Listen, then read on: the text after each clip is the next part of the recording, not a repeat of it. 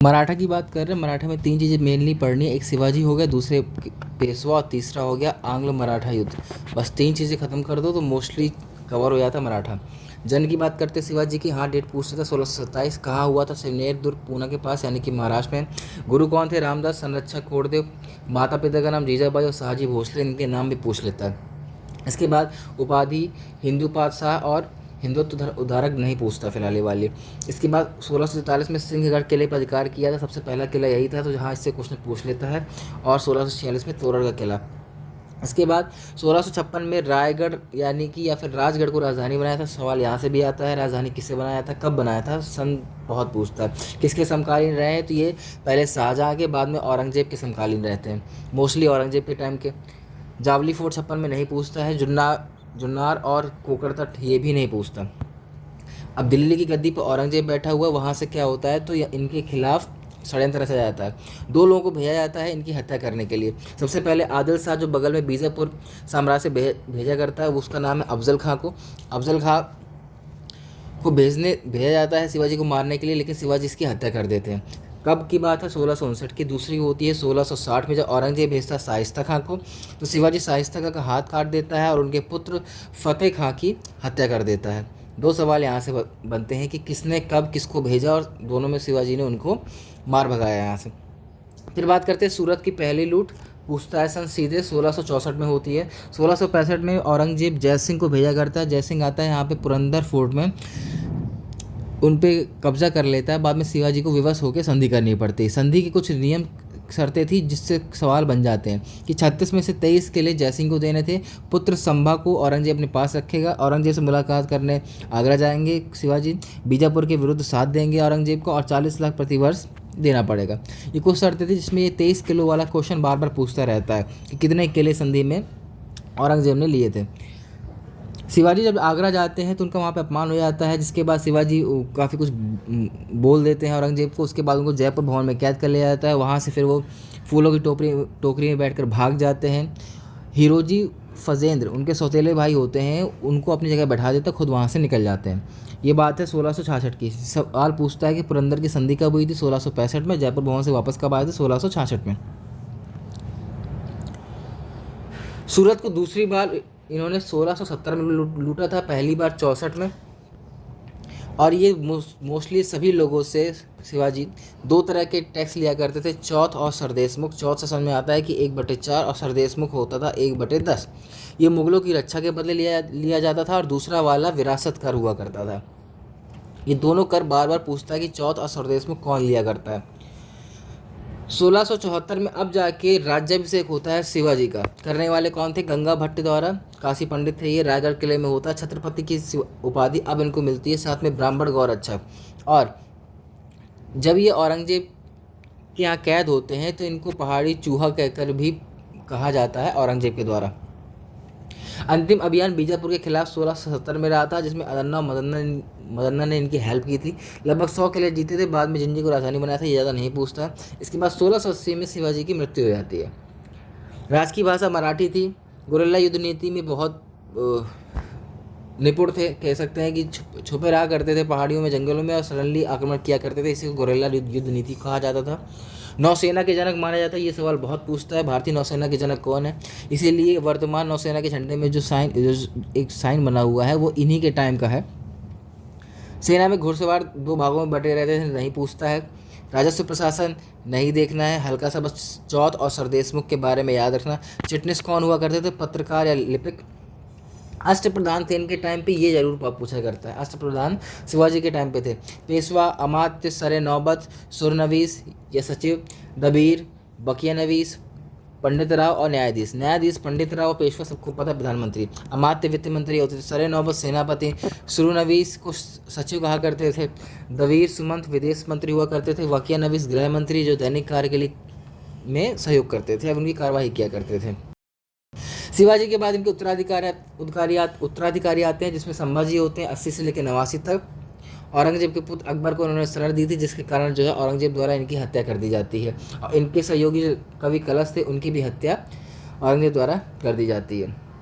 इसके बाद आते हैं राजा राम, जो कि 89 से लेकर 1700 तक रहते हैं। इनकी मृत्यु के बाद इनकी जो ताराबाई थी, वो प्रभुत्व में रहती हैं, वो पूरा कारोबार संभालती हैं। राजा राम की पत्नी ताराबाई। इसके बाद शिवाजी द्वितीय 1700 से लेकर 1707 तक। उसके बाद साहू जी 1707 से लेकर 48 तक। आज तक ज़्यादा क्वेश्चन यहाँ से बने नहीं, संभाजी वाला क्वेश्चन जरूर बन जाता है। इसके बाद 1707 की बात करेंगे। असल में चल क्या रहा था कि ये 2 माँ से उत्पन्न थे। शिवाजी की 2 शादी हुई थी, साईबाई निम्बालकर से, सोहराबाई से और पुतलीबाई से भी हुई थी। ठीक है, इसमें साईबाई निम्बालकर के पुत्र थे संभाजी और साहूजी महाराज। सोहराबाई के थे राजा राम के बाद फिर उनके पुत्र शिवाजी और शिवाजी, ठीक है, साहूजी महाराज और शिवाजी द्वितीय। इनके बीच में युद्ध होता है बाद में उत्तराधिकार को लेकर, जिसमें साहू जी की जीत हो जाती है और ताराबाई की हार हो जाती है। इसको खेड़ा का युद्ध कहते हैं। 1708 में होता है, जब औरंगजेब की मृत्यु 1707 में हो जाती है। ये डेट याद रखना है, दोनों इंपॉर्टेंट है। खेड़ा का युद्ध बहुत पूछता है। 1708 में किस किस के बीच? साहू जी और ताराबाई के बीच में। जीतता कौन है? उसमें साहू जी जीतते हैं, जिसमें उनके मंत्री होते हैं बालाजी विश्वनाथ। इसीलिए अब साहू जी वहाँ मेन हेड बन जाते हैं और अपने मंत्री यानी कि पेशवा जिसे बोला करते हैं, उनको बाकी का राज चलाने के लिए दे दिया करते हैं।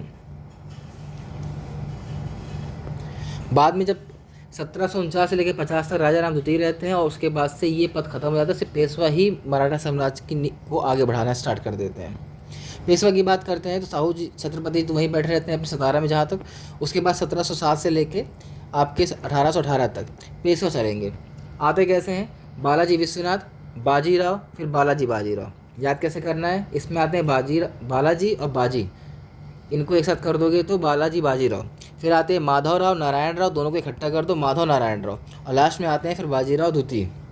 बाजीराव प्रथम के नाम पे आपकी वो मूवी बनी हुई है जो लगभग सभी ने देखी होगी। उसमें उनके पुत्र को दिखाया था बालाजी बाजीराव, ये वही हैं। बालाजी विश्वनाथ की बात करते हैं, 1713 से लेकर 20 तक रहते हैं। ये पहले पेशवा होते हैं। इनके बारे में फिलहाल इतना ही याद रखिए। फिर आते हैं बाजीराव प्रथम, जिसको लड़ाकू पेशवा भी कहा करते हैं। इनसे बहुत ज़्यादा क्वेश्चन बनते हैं। 1700 अभी देखा हमने 1708 में खेड़ा का युद्ध होता है, तो वहीं पाल खेड़ा का युद्ध होता है 1728 में, जस्ट 20 साल बाद। वो खेड़ा था, ये पाल खेड़ा है। बाजीराव निज़ामुल मुल्क के बीच सीधे युद्ध पूछते था। पाल खेड़ा का युद्ध कब हुआ था? ठीक, इसके टाइम पे पेशवा का पद वंशानुगत हो गया, अर्थात यानी कि अगर कोई पर्सन है उसका कोई पुत्र है तो फिर वही पेशवा बनेगा, कोई और नहीं बन सकता। इनके लिए कथन बहुत पूछा करता है, मूवी में देखा होगा, हमें इस जर्जर वृक्ष के तने पर आक्रमण करना चाहिए, शाखाएं तो स्वयं गिर जाएंगी। दिल्ली के लिए कहा जाता है। 1731 में युद्ध होता है, नहीं याद रखना। 1731 में फिर वार्नक संधि होती है, नहीं याद रखना। भोपाल का युद्ध नहीं याद रखना है। बेसिन विजय नहीं याद रखनी है। योग्य पिता का योग्य पुत्र कहा गया था भाई साहू जी, ये भी ठीक ही है, नहीं याद रखना है। बाजीराव के समय मराठा 1/3 ऑफ इंडिया में अपना शासन कर रखे थे, नहीं याद रखना है। शासन की सुगमता के लिए 5 रियासत में बटा हुआ था। रियासतें जरूरी याद कर लेना, बड़ोदरा, इंदौर, ग्वालियर, नागपुर, पूना। हल्के से दिमाग में रखना कि 5 रियासतें थी उस टाइम पे और 5 जगह अलग अलग जो पेशवा थे वो मराठा के जो वंशज से राज करते थे। गायकवाड़, पेशवा, होलकर, भोसले और सिंधिया। अब आते हैं बालाजी विश्वनाथ हो गया, बाजीराव हो गया, बाजीराव। इनको नाना साहब के भी नाम से जाना जाता था। मराठा सरदारों को अपने अधीन रखने में असफल रहे थे ये। 1749 में साहू जी की डेथ हो जाती है। राजा राम द्वितीय को छत्रपति की उपाधि मिल जाती है। उस टाइम पे पेशवा यही रहते हैं। ठीक है, इनके टाइम पे 3 संधियाँ होती हैं जो याद रखना। पहली है संगोला की संधि 1750, बहुत ज़रूरी है। छत्रपति का पद समाप्त कर जो है पेशवा को ही मुख्य नेता बनाया गया था, इसलिए संगोला की संधि बहुत फेमस है। संगोली अलग है, वो नेपाल के साथ युद्ध होता है। संगोला है 1750 में। इसी टाइम पे रॉबर्ट क्लाइव भी आता है भारत में। झलकी की संधि 1752 में, बहुत ज़रूरी है, याद रखना। दोनों संधियाँ इंपॉर्टेंट है। बाद में मुगल बादशाह 1752 में संधि की थी, इसको याद नहीं रखना, पहली दूसरी वाली याद रखना है। 1754 में रघुनाथ राव ने आलमगीर को बादशाह बनने में मदद की, हटाओ ये सब नहीं याद रखना आप लोगों को। पानीपत का तृतीय युद्ध 1761 में होता है, ये डेट हमेशा याद रखना, जिंदगी भर याद रखना, ये तो पूछता है बार बार। 1761 में पानीपत का तृतीय युद्ध होता है, जिसमें सदाशिवराव भाऊ और अहमद शाह अब्दाली के बीच में युद्ध हुआ करता है। जनवरी का टाइम होता है, जिसमें मराठा उसमें हार जाता है। पानीपत की हार के गम में 1761 में बालाजी बाजीराव की मृत्यु जाती है। फिर आते हैं आपके माधवराव के टाइम पे ज़्यादा कुछ क्वेश्चन बनते नहीं है। फिर आते हैं नारायण राव, उस टाइम पे भी नहीं क्वेश्चन बनते। फिर आते हैं माधव नारायण राव। हाँ, अगर समकालीन पूछ ले कि भाई जब बक्सर का युद्ध हुआ था तब कौन थे, तो शायद पूछ ले, मगर वैसे नहीं पूछते ज़्यादा यहाँ से क्वेश्चन। फिर आते हैं लास्ट में माधव नारायण राव, इनका भी ख़त्म हो गया। ठीक है।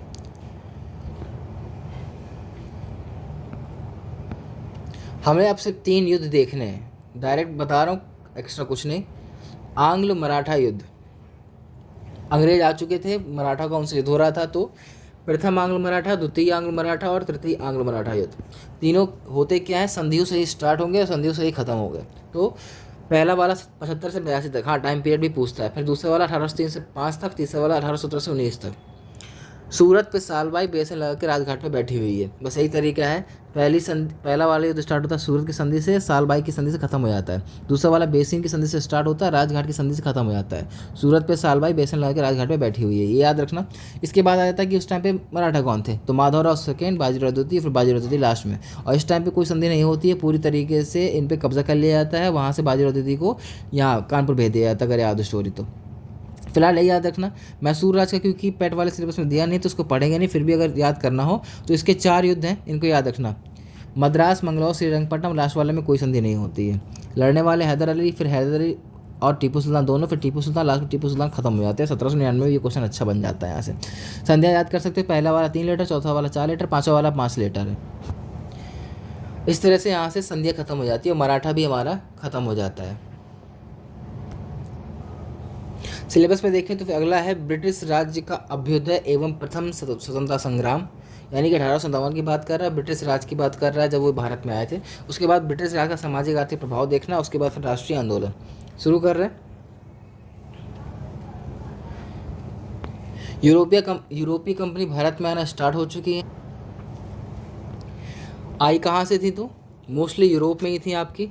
अगर गौर से देखेंगे तो ब्रिटिश, फ्रांस, पुर्तगाल, स्पेन, डच और फिर ये डेनिश, यही कंपनियां हैं जो भारत में आके धीरे धीरे राज करने लगी थी।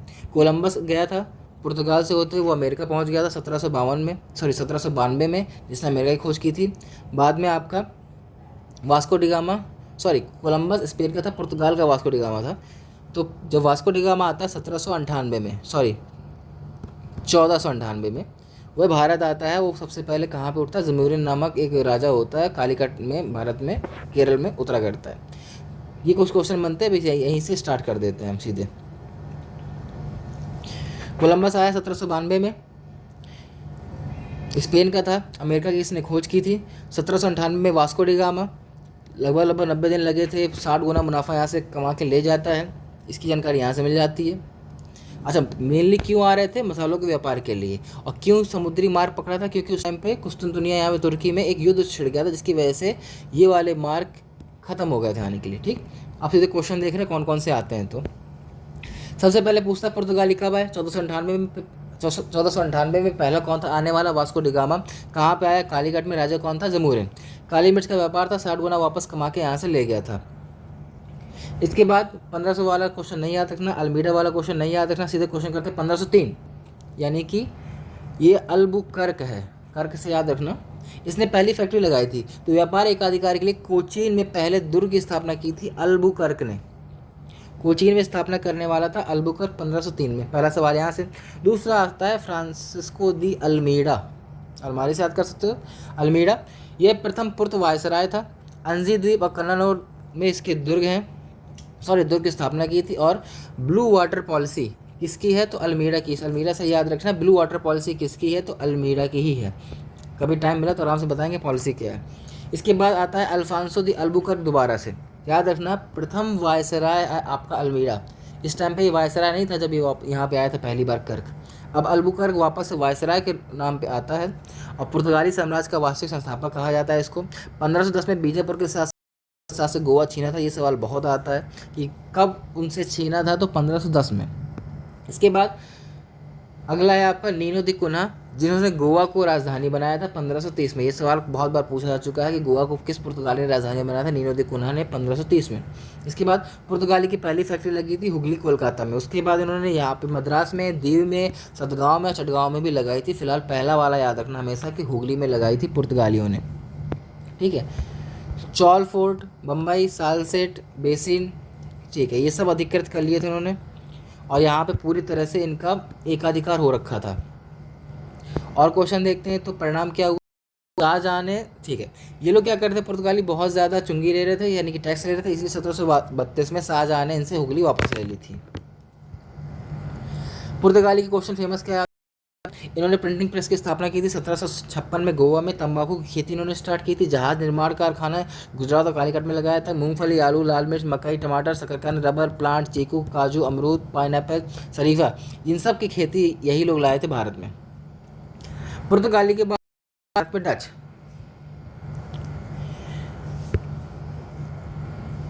1602 में आते हैं। कार से याद रखना, पहला आने वाला कौन था? कार्नेलिस द हस्तमान। ठीक।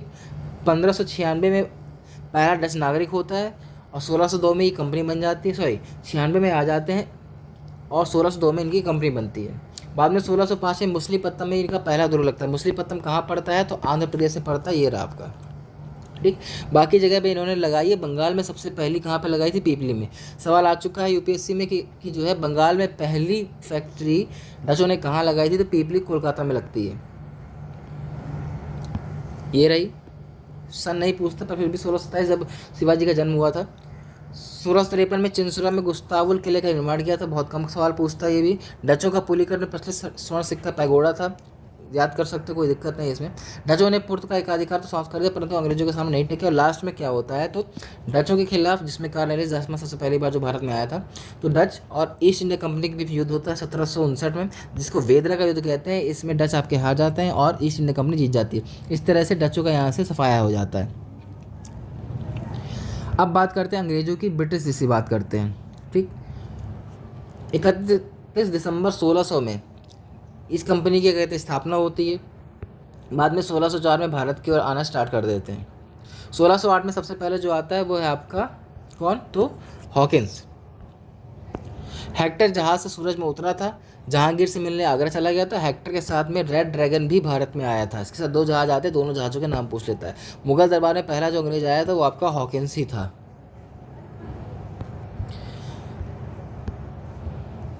जब जहांगीर पढ़ रहे थे तो बताया भी था हॉकिंस जैसे ही आता है तो जहांगीर इसको फिरंगी खा की उपाधि दिया करता है, प्लस 400 का मनसब भी दे दिया करता है, या फिर इंग्लिश खा बोल देते हैं जिसको।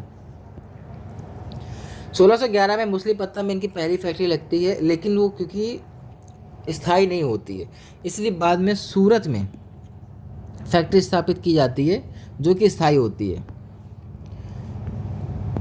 क्वेश्चन के हिसाब से इसमें आंसर दिया जाता है कि पहली फैक्ट्री कहाँ लगी? मुसलीपत्तम में लगी या सूरत में लगी? स्थायी और अस्थायी की बात कर देता है, वहाँ से हम लोग देखते हैं। 1615 में टॉमस रो आया करता है भारत। जहांगीर के दरबार में रहेगा। जेम्स प्रथम का दूध होता है, ये भी अजमेर जाता है इससे मिलने के लिए। इसके बाद 1639 चंद्रगिरी के राजा ने मद्रास पट्टे पर दे दिया था फ्रांसिस डे को। बाद में जिसे सेंट फोर्ट जॉर्ज किला बोलते हैं। सवाल सीधे आता है सेंट फोर्ट जॉर्ज किला कहाँ पर है? तो ये आपका मद्रास में। इसके 1751 में हुगली में प्रथम कारखाना लगता है क्योंकि अब बंगाल पहुंच चुके हैं। एक ये भी याद रखना, महानतम संस्थापक कौन था? तो गैरोल्ड ऑंगियर 1669 से 77 तक मुंबई का महानतम शासक वो इस संस्थापक था। 1661 की बात करते हैं तो प्रिंस थे और पुर्तगाल की प्रिंसेस, इन दोनों का विवाह किया जाता है, कैथरीन ब्रिगेंजा और चार्ल्स द्वितीय का, जिसमें मुंबई दहेज में मिला करती 1661 में, जो हम लोग बहुत अच्छे से याद कर रखे हैं। 10 पाउंड फिर वार्षिक किराए पर जो प्रिंस होते हैं वो अपनी इस मुंबई को कंपनी को दे दिया करते हैं कि आप 10 पाउंड वार्षिक हमको देते रहिए और मुंबई को आप चलाइए अपने हिसाब से। ये सवाल यहाँ से पूछ लेता है। इसके बाद एक सवाल यहाँ से आता है 1688 में, समय नहीं पूछा लेकिन हाँ, जॉन चाइल्ड को औरंगजेब ने निष्कासित किया क्योंकि जॉन चाइल्ड ने क्या किया था? हज यात्रियों को बंधक बना लिया था। ये सवाल यहाँ से पूछ लेता है। औरंगजेब ने किस और अंग्रेज गवर्नर को निष्कासित कर दिया था? जॉन चाइल्ड को। इसके बाद जॉब चारनाक की बात करते हैं तो ये वही जॉब चारनाक है जिसने कोलकाता की स्थापना की थी। कोलकाता की स्थापना 3 गाँवों को मिला के हुई थी जिनके नाम थे सुतानाटी, गोविंदपुर और कलिकाता। इनको मिलाकर जो है कोलकाता की स्थापना की जाती है 1698 में। और 1700 में फिर वहीं पे फोर्ट विलियम बना करता है कलकत्ता में ही। इसके बाद 1717 में फरुखसियर इनको एक दस्तक दे दिया करता है टैक्स फ्री व्यापार करने के लिए, जो कि यहाँ से स्टार्ट हो जाता है भारत का फिर पतन। ब्रिटिश वाले क्वेश्चन इतने ही है, ज़्यादा नहीं है। इसके बाद फिर आपके आते हैं फ्रांसीसी वाले क्वेश्चन, देख लेते हैं थोड़ा सा। 1664 में बनती है। पहले आने वाले कौन थे? कॉलबर्ट, जो भारत में आए थे। सूरत में इनकी पहली फैक्ट्री लगती है। फ्रांसिस मार्टिन के बारे में जरूर पूछा करता है क्योंकि उन्होंने पुडुचेरी की स्थापना की थी। कब की थी? 1773 में की थी। करने वाले कौन थे? Francis Martin. चंद्रनगर की स्थापना 1788 में की थी। इसके बाद 3 पे इन्होंने अधिकार किया था, मारिसस, माहे और कारिकल। इनके बारे में पूछ लेता है।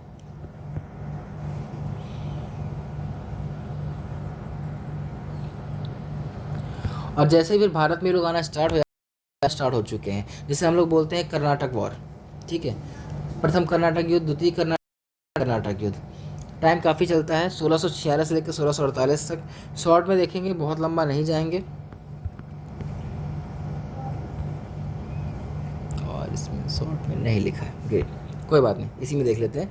प्रथम कर्नाटक युद्ध 46 से लेकर 48 तक चलता है। किस किस के बीच में होता है? तो फ्रांस और ईस्ट इंडिया कंपनी के बीच में होता है। अंततः क्या होता है? तो इसमें फ्रांसीसी जीत जाते हैं, बाकी लोग हार जाते हैं इसमें।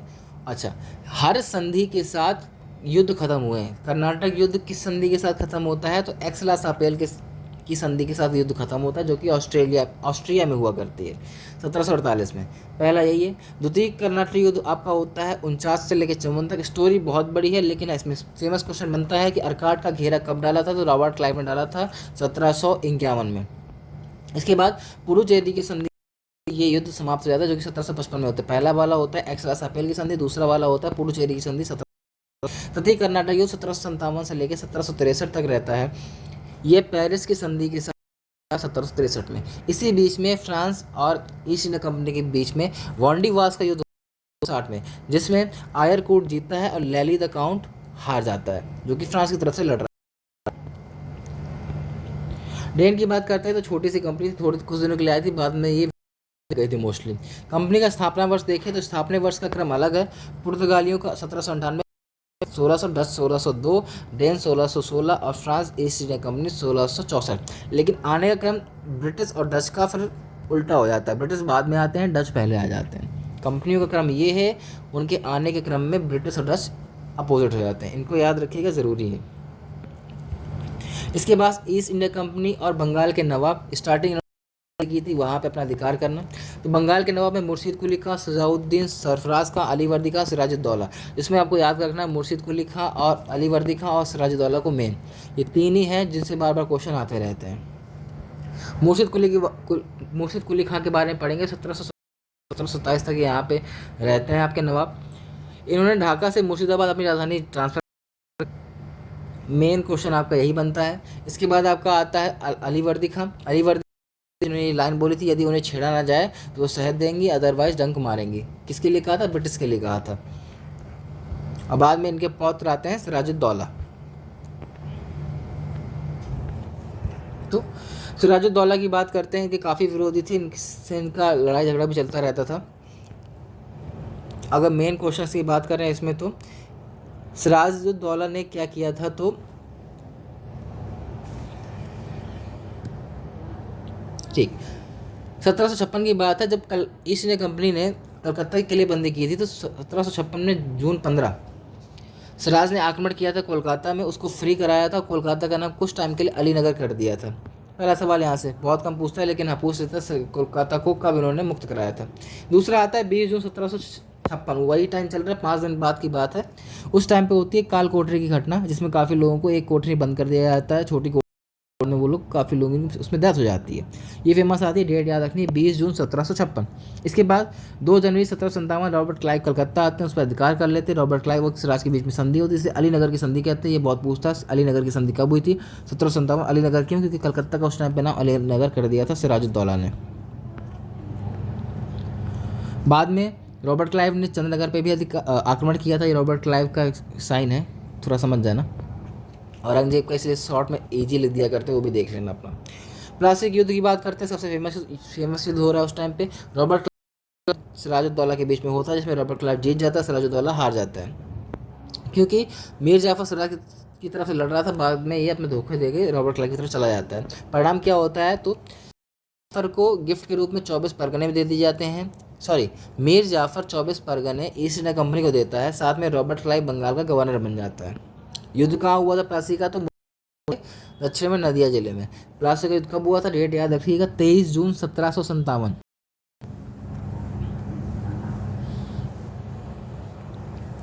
इसके बाद आपके आते हैं मीर जाफर। मीर जाफर बनता है वहाँ का नवाब, लेकिन उसकी अंग्रेजों से पटरी नहीं खाती है। उसी के टाइम पे वेदरा का युद्ध होता है 1759 में डचों और ईस्ट इंडिया कंपनी के बीच में। लेकिन बाद में होता क्या है, तो मीर जाफर को हटा के वापस से मीर कासिम को ले आते हैं। मीर कासिम क्या करता है, तो MCB यानी कि मेदिनीपुर, चटगांव और बर्दवान, ये 3 जो है गाँव ईस्ट इंडिया कंपनी को देता है नवाब बनने के बदले में। बाद में ये राजधानी मुर्शिदाबाद से मुंगेर ले आता है। ऊपर देखा था हम लोगों ने, तो मुर्शिद कुली खां जो थे उन्होंने ढाका से मुर्शिदाबाद लाए थे, तो मुर्शिदाबाद से मुंगेर किसने की है? मीर कासिम ने। बाद में ईस्ट इंडिया कंपनी इसका दुरुपयोग करने लगी थी टैक्स का, वो स्टोरी आ जाती है। बक्सर का युद्ध होने वाला है, उसको देख लेते हैं। तो मीर कासिम अब अंग्रेजों से परेशान हो चुके हैं, वो जाते हैं अवध के नवाब के पास, वहाँ उनकी हेल्प मांगते हैं और उसी के परिप्रेक्ष्य में फिर बक्सर का युद्ध होता है, जिसमें शुजाउद्दौला, शाह आलम दूती और मीर कासिम एक तरफ होते हैं, दूसरी तरफ आपके होते हैं कैप्टन मुनरो, जिसमें मुनरो आपके जीत जाते हैं और बाकी 3 ये लोग हार जाते हैं, जिसको ऐतिहासिक युद्ध कहा जाता है। डेट याद रखना, 22 अक्टूबर 1764। इसमें पूरी तरीके से बंगाल निकल जाता है हाथ से और कंपनी का अधिकार हो जाता है। परिणाम क्या हुआ कि रॉबर्ट क्लाइव बंगाल का पुनः गवर्नर बन जाते हैं। ठीक है, इसके बाद 2 संधियाँ होती हैं युद्ध के बाद। इलाहाबाद की प्रथम संधि, द्वितीय संधि, 4 दिन का गैप रहता है। पहली 12 अगस्त को होती है, दूसरी वाली 16 अगस्त को होती है। पहली संधि की शर्तें क्या थी, तो मुगल बादशाह को बिहार, बंगाल और उड़ीसा की दीवानी ईस्ट इंडिया कंपनी को देनी थी। कड़ा मानिकपुर दिया गया था शाह आलम द्वितीय के रहने के लिए, और 26 लाख रुपए की वार्षिक पेंशन मान दी गई थी आपकी शाह आलम द्वितीय की। दूसरी संधि की गई थी शुजाउद्दौला से, जिसमें अवध से कड़ा मानिकपुर छीन करके शाह आलम द्वितीय को दिया गया था, तथा 50 लाख रुपए का हर्जाना भी ईस्ट इंडिया कंपनी को दिया गया था शुजाउद्दौला की तरफ से। हाँ, ये दोनों क्वेश्चन यहाँ से आते हैं। कौन कौन से? रॉबर्ट क्लाइव वाला, तो प्लासी का युद्ध, बक्सर का युद्ध, और दोनों संधियाँ, इलाहाबाद की प्रथम संधि, इलाहाबाद की द्वितीय संधि।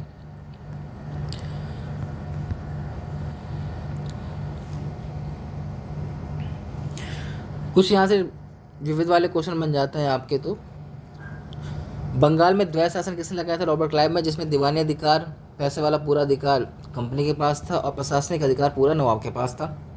भ्रष्टाचार चरम पे था। रॉबर्ट क्लाइव ने इस टाइम पे सोसाइटी ऑफ ट्रेड की स्थापना की थी, जिसमें सुपारी, नमक और तंबाकू का एक अधिकार अंग्रेजी कर्मचारी को दे दिया था। रॉबर्ट क्लाइव ने मुंगेर, इलाहाबाद में उपहार और भत्ते लेने से मना कर दिया था, जिसके खिलाफ यहाँ पे श्वेत विद्रोह होता है। एक श्वेत विद्रोह और होता है 1883 के आसपास, वो याद रखना, जिसमें इल्बर्ट बिल आया करता, उसके खिलाफ में होता है। बंगाल में बात करेंगे तो यहाँ पे प्लासी का युद्ध होता है 1757 में 23 जून को, जिसमें रॉबर्ट क्लाइव जीत जाता है, सिराज हार जाता है। मुगलों की बात करेंगे तो बक्सर का युद्ध होता है, जिसमें जाहिर सी बात है मुगल हार जाते हैं। इसमें 2 संधियाँ होती हैं, इलाहाबाद की संधि और प्रथम द्वितीय संधि। आंग्ल मैसूर युद्ध की बात करते हैं तो मद्रास, मंगलौर, श्रीरंगपट्टनम, 3 इसमें क्या क्या संधियाँ होती हैं? टाइम याद रखना, 1769, 80 से 84, 90 से 92, लास्ट में 1799 में टीपू सुल्तान की मृत्यु हो जाती है। आंग्ल मराठा की बात करते हैं तो सूरत, सालबाई, बेसिन, राजगढ़, 75 से 82, 3 से 5 और 17 से 18 ये होती हैं। यानी कि 1772 में सूरत की संधि से स्टार्ट होता है, 1782 में सालबाई की संधि से खत्म होता है। आंग्ल सिख युद्ध बहुत सिख है नहीं, वैसे थोड़ा बहुत है, देख लेना हल्का सा। और इस तरह से उत्तर मुगल काल आ जाता है। फिर उत्तर मुगल काल हम लोगों ने साथ पढ़ा था, नहीं पढ़ा तो एक बार उसको देख लेंगे, इसके बाद आगे चलेंगे।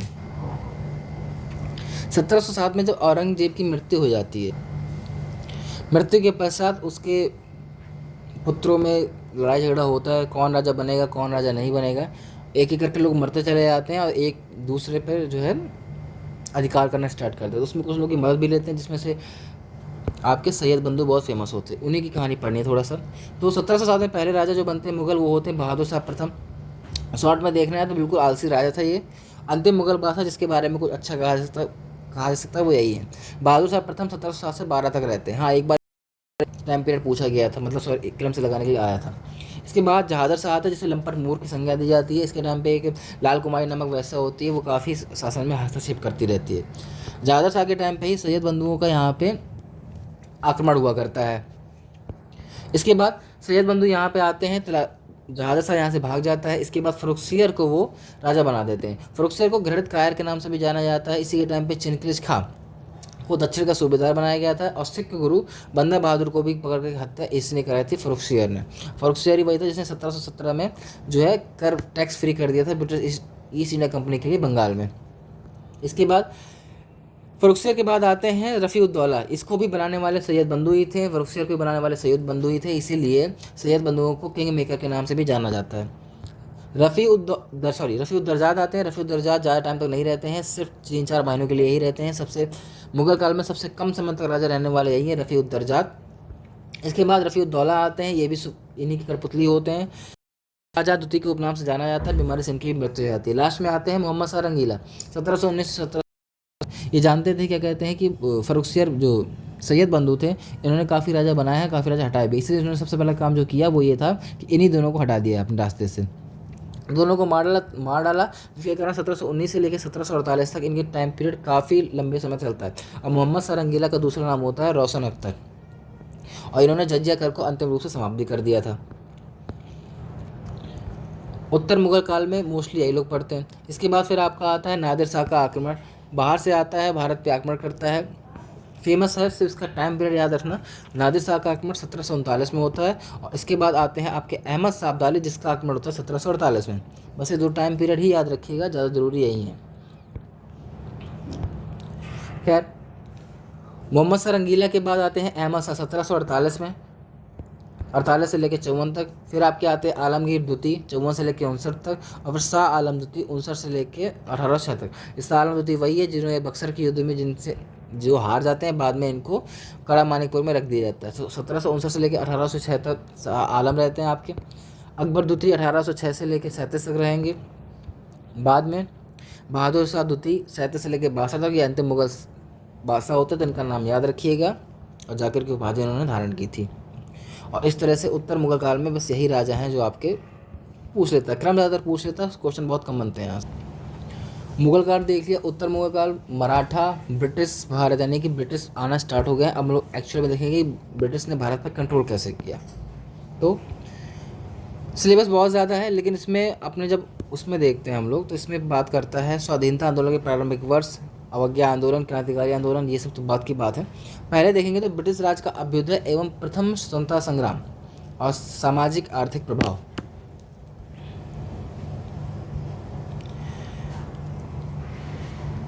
तो यूरोपीय कंपनी पढ़ लिया, प्लासी बक्सर का युद्ध हो गया, आर्थिक प्रभाव पढ़ना है।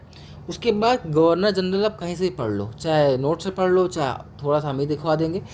इनको जरूर याद रखना, मेरे ख्याल से लगभग 70% क्वेश्चन तो यहीं से कवर हो जाते हैं। इसके बाद 1757 पढ़ना है। आर्थिक प्रभाव भी हमने देखे थे इसमें, तो इसमें हल्का सा अर्थव्यवस्था वाला पार्ट पढ़ेंगे और साथ में धार्मिक वाला पार्ट भी पढ़ लेंगे। ठीक है, शुरू करते हैं। तो सबसे पहले अर्थव्यवस्था प्रभाव देखते हैं, तो 3 चरणों में डिवाइड कर देते हैं। ये सब हमसे नहीं पूछने वाला, तो ना ही हम लोगों को ये सब याद रखना है। सीधे बात करते हैं, प्रथम आधुनिक सूती मिल कहाँ हुई थी, कहाँ स्थापना हुई थी, तो फोर्ट ग्लोस्टर में 1818 में, कलकत्ता में होती है। पहला जूट कारखाना कहाँ पे हुआ था, तो रिसरा में होता है। पहला कागज़ कारखाना श्री रामपुर पश्चिम बंगाल 1832 में। पहला चीनी उद्योग बेतिया बिहार में। एल्यूमिनियम संयंत्र 1937 जेके नगर पश्चिम बंगाल, और सीमेंट संयंत्र चेन्नई में। ये फैक्ट्रियां हैं जो पूछ लेता भारत में सबसे पहले कहाँ लगी थी, इनको याद करना ही करना है आप लोगों को।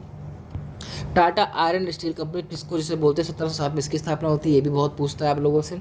कृषि पर प्रभाव क्या हुआ था, तो ये जो एक पेज है इसको बिल्कुल रट लेना, बहुत सवाल आते हैं इसमें। 3 तरह की बंदोबस्त है, स्थायी बंदोबस्त, रैयतवाड़ी और महालवाड़ी।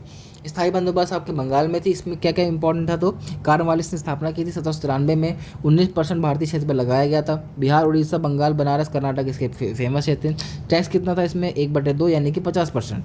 जमींदार का मालिकाना हक हुआ करता था, और इसमें एक सूरास्त का नियम भी लगा करता था 1794 में, जिसकी स्टार्ट हुई थी। इस नियम के तहत अगर जमींदार पैसा देने से चूक जाए पर्टिकुलर डेट को, तो उसके बाद उस ज़मीन को नीलाम कर दिया जाता था। इसीलिए इसको सूरास्त का नियम कहा गया, क्योंकि सूरास्त के पहले उसको टैक्स देना पड़ता था। ये भी पूछ लेता सूरास्त का नियम कब आया था, 1794 में आया था। स्थायी बंदोबस्त कब आया था, 1794 में आया था। कहाँ पे आया, बंगाल में। कितना परसेंट टैक्स, 1/2 यानी कि 50% टैक्स। उत्तर भारत में भूमि बंदोबस्त के पिता किसे कहा जाता है, मार्टिन बर्ड। इसके बाद मुंबई चलते हैं, यानी कि महाराष्ट्र में। यहाँ पे आते हैं रैयतवाड़ी व्यवस्था। थॉमस मुनरो ने 1812 में स्टार्ट किया था। 33% यानी कि 1/3 टैक्स यहाँ पे लगा करता था। किसान का मालिकाना इसमें हक हुआ करता था। इसमें ज़मींदार का और इसमें किसान का। मद्रास, बरार, मुंबई, कुर्ग में मद्रास के 12 माइल क्षेत्र में कर्नल रेट हटाओ इसको। मारवाड़ी की बात करते हैं तो पंजाब और यूपी में इसकी व्यवस्था थी। हाल्ट मैकेंजी ने 1820 में इसको लगाया था। कितना था? तो 33 से 50% टैक्स ज़मीन को देख के लगाया जाया करता था, जिसमें गांव के समूह का मालिकाना हक। ईसाई बंदोबस्त में ज़मींदार टैक्स दिया करता था किसानों को पट्टे पर चढ़ाकर। बाद में रैयतवाड़ी में रैयत यानी कि खुद किसान उस पर टैक्स देते थे, और मारवाड़ी में पूरा का पूरा गाँव एक साथ टैक्स दिया करता था। धन का बहिर्गमन सिद्धांत आ चुका है। ब्रिटिश आर्थिक नीति घिनौनी है, ये बार बार स्टेटमेंट पूछा करता है, कार्ल मार्क्स का है। और धन के बहिर्गमन सिद्धांत किसने दिया है? तो दादा भाई नौरोजी का नाम बहुत आता है। दादा भाई नौरोजी की एक बुक है poverty and un British rule in India. ये बुक बहुत पूछा करता है। 1867 में इन्होंने लिखी थी, जिसमें इन्होंने बताया था कि भारत की आर्थिक है 20 रुपये प्रति पर्सन है। और ये रुपये भी पूछ लेता है कि कितने रुपए प्रति पर्सन इन्होंने बताया था। Grand old man of India के नाम से दादा भाई नौरोजी को जाना जाता है, और उन्होंने धन का बहिर्गमन सिद्धांत दिया था। दादा भाई नौरोजी ने प्रति व्यक्ति आय 20 रुपये बताई थी, लेकिन VKRV राव जिन्होंने प्रति व्यक्ति आय 62 रुपये 1931 से 32 में पहली राष्ट्रीय आय का प्रथम वैज्ञानिक आकलन किया था। सवाल कहाँ से पूछता है? दादा भाई नौरोजी वाला, जिसमें ये 20 रुपये वाला बार बार क्वेश्चन आता रहता है। इकोनॉमी हिस्ट्री ऑफ इंडिया किसकी बुक है? तो ये रमेश चंद्र दत्त की, RC दत्त जिसे बोला करते हैं। ये बुक भी यहाँ से बहुत पूछता है। इसके बाद सामाजिक एवं धार्मिक सुधार आंदोलनों की बात कर लेते हैं। तो फेमस बात करते हैं 1801 से 1900 की बात हो रही है इस टाइम पे। सबसे पहले बात करते हैं राजा राम मोहन राय की। इनका सती प्रथा में बहुत ज़्यादा रोल रहता है, उसको ख़त्म करने के लिए। इनको नव जागरण के अग्रदूत, भारतीय राष्ट्रवाद के जनक आदि नामों से जाना जाता है। सवाल कहाँ से बनते हैं? तो इन्होंने आत्मीय सभा की स्थापना 1815 में की, वेदांत सोसाइटी 16 में, वेदांत कॉलेज 25 में, और ब्रह्म समाज की स्थापना 1828 में। ये सवाल यहाँ से बहुत ज़्यादा पूछते हैं। इसके बाद इनके 2-3 अखबार हैं, जैसे समाज कौमुदी हो गया, मिरातुल अखबार हो गया, ब्रह्म क्रॉनिकल बनाया करती थी। ये सवाल यहाँ से बहुत पूछा करता है कि मिरातुल अखबार किसका है, समाज कौमुदी किसकी है। कम पूछता है, लेकिन हाँ वो मराठी केसरी याद रखना जो पहले बताया था, वो जरूर पूछता है। कलकत्ता की स्थापना डेविड हेयर ने की थी, ये क्वेश्चन आ चुका है। 1829 में विलियम बेंटिंग के सहयोग से सती प्रथा को राजा राम मोहन राय ने बंद किया था। ये मोस्ट इंपॉर्टेंट क्वेश्चन है, बार बार आता रहता है। अकबर द्वितीय की पेंशन कम थी, जिसके लिए राजा राम मोहन राय लंदन गए थे, जिसके लिए अकबर द्वितीय ने राजा राम मोहन राय को ही राजा की उपाधि दी थी। बाद में राजा राम मोहन राय की मृत्यु 1833 में ब्रिस्टल में हो जाती है। ये भी पूछ चुका है कि राजा राम मोहन राय की मृत्यु कहाँ पे हुई थी? तो 33 में हुई थी, ब्रिस्टल यानी कि इंग्लैंड में। इसके बाद ब्रह्म समाज आता है। ब्रह्म समाज की स्थापना नेतृत्व कौन कर रहा था इनके खत्म होने के बाद? तो द्वारकानाथ टैगोर और रामचंद्र विद्यावागीश। इसके बाद देवेंद्रनाथ टैगोर ने ब्रह्म समाज की कमान संभाली, और बाद में केशव चंद्र सेन ने। केशव चंद्र सेन की एक बुक है इंडियन मिरर, इसको याद रखना है आप लोगों को। और 1840 में तत्वबोधिनी सभा की स्थापना किसने की थी? देवेंद्रनाथ टैगोर ने। ये वाला क्वेश्चन भी बहुत ज़्यादा इंपॉर्टेंट है आपका। 1865 में बात करते हैं, तो अब ये डिवाइड होने लगा था। ये क्वेश्चन बहुत कम पूछता है, लेकिन फिर भी भारत वर्षीय ब्रह्म समाज की स्थापना केशव ने, और आदि ब्रह्म समाज की स्थापना टैगोर ने की थी। प्रार्थना समाज की बात करते हैं, तो प्रॉपर से याद कर सकते हो आप। समाज की स्थापना पांडुरंग ने की थी, साथ में आपके रनाडे ने की थी। आत्माराम पांडुरंग और गोविंद रनाडे होती, बाद में 70 में ये भी जुड़े आते हैं, लेकिन स्थापना याद रखना 67 में हुई थी प्रार्थना समाज की। ये डेट बहुत पूछता है आप लोगों से। तो ये सब विधवा पुनर्विवाह, जाति भेदभाव, ये सब खत्म करने के लिए ही ये समाज बने हुए थे। की बात करते हैं तो इनको महाराष्ट्र का सुकरात भी कहा जाता है, और दक्कन एजुकेशन सोसाइटी की स्थापना की थी। इंदु प्रकाशन का मराठी भाषा में बहुत फेमस पेपर है, ये बहुत पूछा करता है इनका। बाल विवाह रोकने के लिए प्रतिज्ञा आंदोलन भी इन्होंने स्टार्ट किया था। इसके बाद DD कर्वे के 2 क्वेश्चन जो बहुत रैंडमली पूछता रहता है कि पहला विश्वविद्यालय कहाँ पे स्थापना हुई थी, महिला विश्वविद्यालय की? तो बम्बई में 1916 में, और दूसरा धुंधो के DD कर्वे से धुंधो कर्वे कुछ नाम है इनका, देख लेना एक बार सही से। 1899 में विधवा आश्रम की स्थापना भी इन्होंने की थी। ये दोनों सवाल यहाँ से पूछ लेता है। यंग बंग आंदोलन की स्थापना, ठीक है, इस टाइम पे 1828 में हेनरी विवियन डिरोजियो ने की थी, और उनकी बहुत ही कम उम्र में निधन हो गया था, जिसके कारण उसके से प्रभावित होकर ईश्वर चंद्र विद्यासागर ने इसको आगे बढ़ाया था। इन्होंने विधवा पुनर्विवाह कानून लाया था कि विधवाओं का पुनर्विवाह किया जाए, क्योंकि वो सती होना तो बंदी हो चुकी थी 1829 के बाद से। तो विधवा पुनर्विवाह कानून कौन लाए थे? आपके ईश्वर चंद्र विद्यासागर। लाने वाले कब था? 1856 में। इसके बाद आता है रामकृष्ण मिशन, जिसको लाने वाले थे स्वामी विवेकानंद। जो रामकृष्ण परमहंस के शिष्य थे। इन्होंने रामकृष्ण मठ की स्थापना की थी 86 में, रामकृष्ण मिशन की स्थापना की थी 97 में, जिसमें 97 वाला आपका इंपॉर्टेंट पड़ जाता है। स्वामी विवेकानंद का ये क्वेश्चन ही बहुत आता है कि शिकागो सम्मेलन में कब गए थे? 30 जुलाई 1893 को। 93 में वही है जब आपका गणेश उत्सव स्टार्ट होता है महाराष्ट्र में, और शिवाजी उत्सव होता है आपका 94 में, जिसमें पंजाब नेशनल बैंक की स्थापना भी होती है 1894 में। फिर 1896 में वेदांत सोसाइटी की स्थापना होती है, ये भी याद रखना आप लोगों को। रामकृष्ण मिशन की स्थापना 1897 में। 4 जुलाई फिर 1902 की इनकी आकस्मिक मृत्यु हो जाती है। सृजन की प्रतिमा कहा था रविन्द्रनाथ टैगोर ने, और आधुनिक भारत का पितामह कहा था सुभाष चंद्र बोस ने। इसके बाद ज्योतिबा फूले की बात करते हैं। 2 इनकी बुक याद रखिएगा, एक गुलामगिरी और एक सार्वजनिक सत्ताधर्म, जिसमें गुलामगिरी आपकी बहुत ज़्यादा ज़रूरी है। गुलामगिरी बहुत बार पूछ चुका है। गुलामगिरी किसकी बुक है? तो ज्योतिबा फूले की है। इसके बाद सत्यशोधक समाज की स्थापना उन्होंने की थी 1873 में।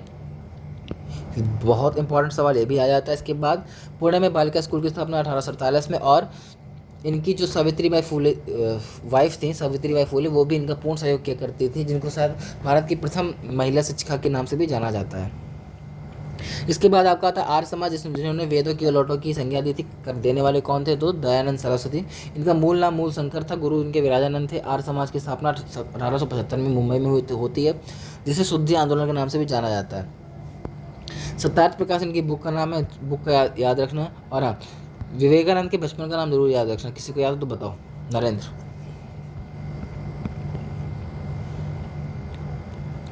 एक बुक है इंडिया अर्नेस्ट, वैलेंटाइन चिरोल ने लिखी थी। इन्होंने वैलेंटाइन चिरोल ने लगभग सभी को कहा कि भारतीय अशांति के जनक है।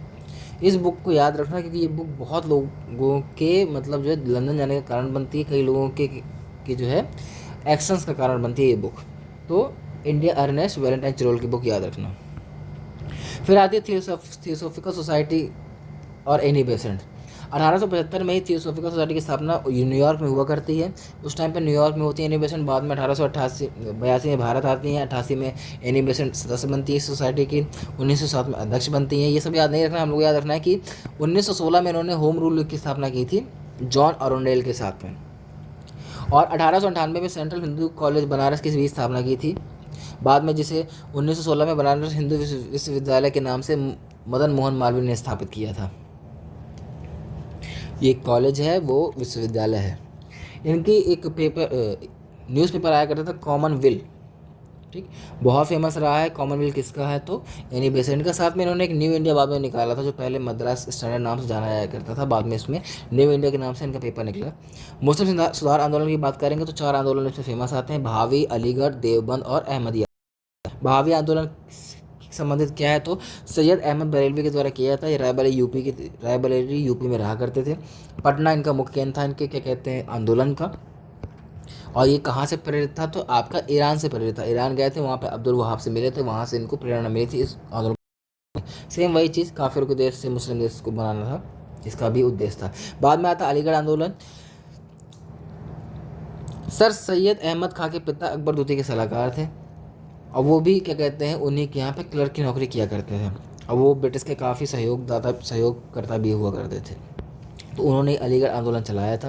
1875 में इन्होंने ही Mohammad Anglo Indian Oriental College की स्थापना की, जो कि बाद में 1920 में अलीगढ़ मुस्लिम विश्वविद्यालय बन जाता है। ये कॉलेज है, विश्वविद्यालय। सीधे पूछता है अलीगढ़ मुस्लिम विश्वविद्यालय की स्थापना कब हुई? 1920 में। और 1916 में होती है बनारस BHU की स्थापना करने वाले कौन थे? मदन मोहन मालवीय। बाद में देवबंद आंदोलन, ये बहुत पूछा करता है। देवबंद यानी कि सहारनपुर के नीचे सहारनपुर में ही पड़ा करता देव सहारनपुर में हुआ था। करने वाले कौन थे? मोहम्मद कासिम ननौतवी और रसीम अहमद गंगोही।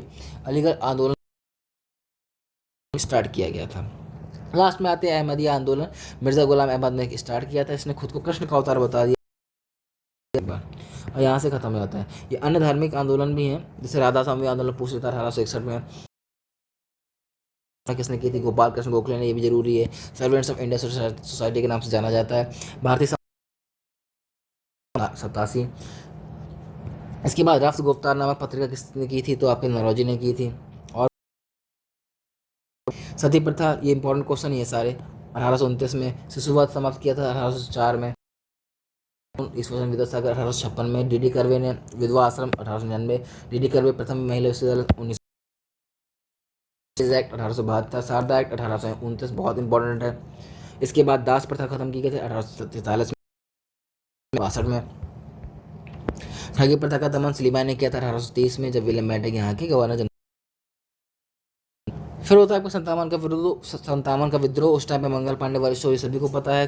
कारतूसों में चर्बी करती थी गाय एवं सुअर की, जिसको उन्होंने यूज़ करने से मना कर दिया था। उस टाइम पे विद्रोह की योजना बनाई गई। देख हुआ करता था, ये सवाल बहुत पूछा करता है प्रतीक के बारे में। और डेट कब तक की गई थी? 31 में 1857 का स्टार्ट हो गया था काम। तो 29 मई 1857 को प्रयोग करने से मना करते हैं। को मंगल पांडे को फांसी दे दी जाती है। 10 मई को मेरठ छावनी विद्रोह प्रारंभ हो जाता है। 11 मई को वो दिल्ली पहुंचते हैं, जहां पे बहादुर शाह जफर को पुनः भारत का सम्राट घोषित कर दिया जाता है। बख्त खान ने सेनापति की भूमिका निभाई थी। इस चारों क्वेश्चन आपसे पूछ लेता है। विद्रोह कहाँ का हुआ था? तो दिल्ली, बरेली, लखनऊ, फैज़ाबाद, कानपुर, झांसी, आरा, राजस्थान वाला यानी कि राजपूतों वाला एरिया शांत था। याद रखना, ये चीज़ क्वेश्चन पूछ चुके हैं पहले। विद्रोह कब हुआ, किसने किया, कहाँ किया, दमन किसने किया, ये सवाल। मई में दिल्ली में किया, बहादुर शाह जफर वहाँ नेतृत्व कर रहे थे। निकोलसन और हडसन ने खत्म किया था। लखनऊ में बेगम हजरत महल कैम्पबेल ने खत्म किया था। कानपुर में नाना साहब तथा टोपे कैम्पबेल ने वहाँ भी खत्म किया। झांसी में रानी लक्ष्मीबाई हीरोज़ ने खत्म किया था। हीरोज़ ने जब कहा था कि ऐसी एक जो पुरुष की तरह जो लड़ रही थी वो रानी लक्ष्मीबाई ही थी। इलाहाबाद में लियाकत अली, जिसने कर्नल नील ने खत्म किया था। जगदीशपुर वाला बहुत सवाल पूछता है कि कुंवर सिंह नेतृत्व कर रहे थे, टेलर ने वहाँ पर उनको समाप्त किया था उस विद्रोह को। बरेली का भी याद रखना, खान बहादुर खान, विंसेंट आयर। इसके बाद कानपुर की बात करते हैं तो यहाँ पे ज़्यादा क्वेश्चन नहीं बनते अब। बस ये याद रखना कि तात्या टोपे ने यहाँ पे हेल्प की थी। नाना साहब यहाँ से लड़ाई लड़ रहे थे आपके। इसके बाद झांसी की बात करते हैं तो 18 जून 1858 को रानी लक्ष्मीबाई, नहीं ये दूसरा है, सॉरी।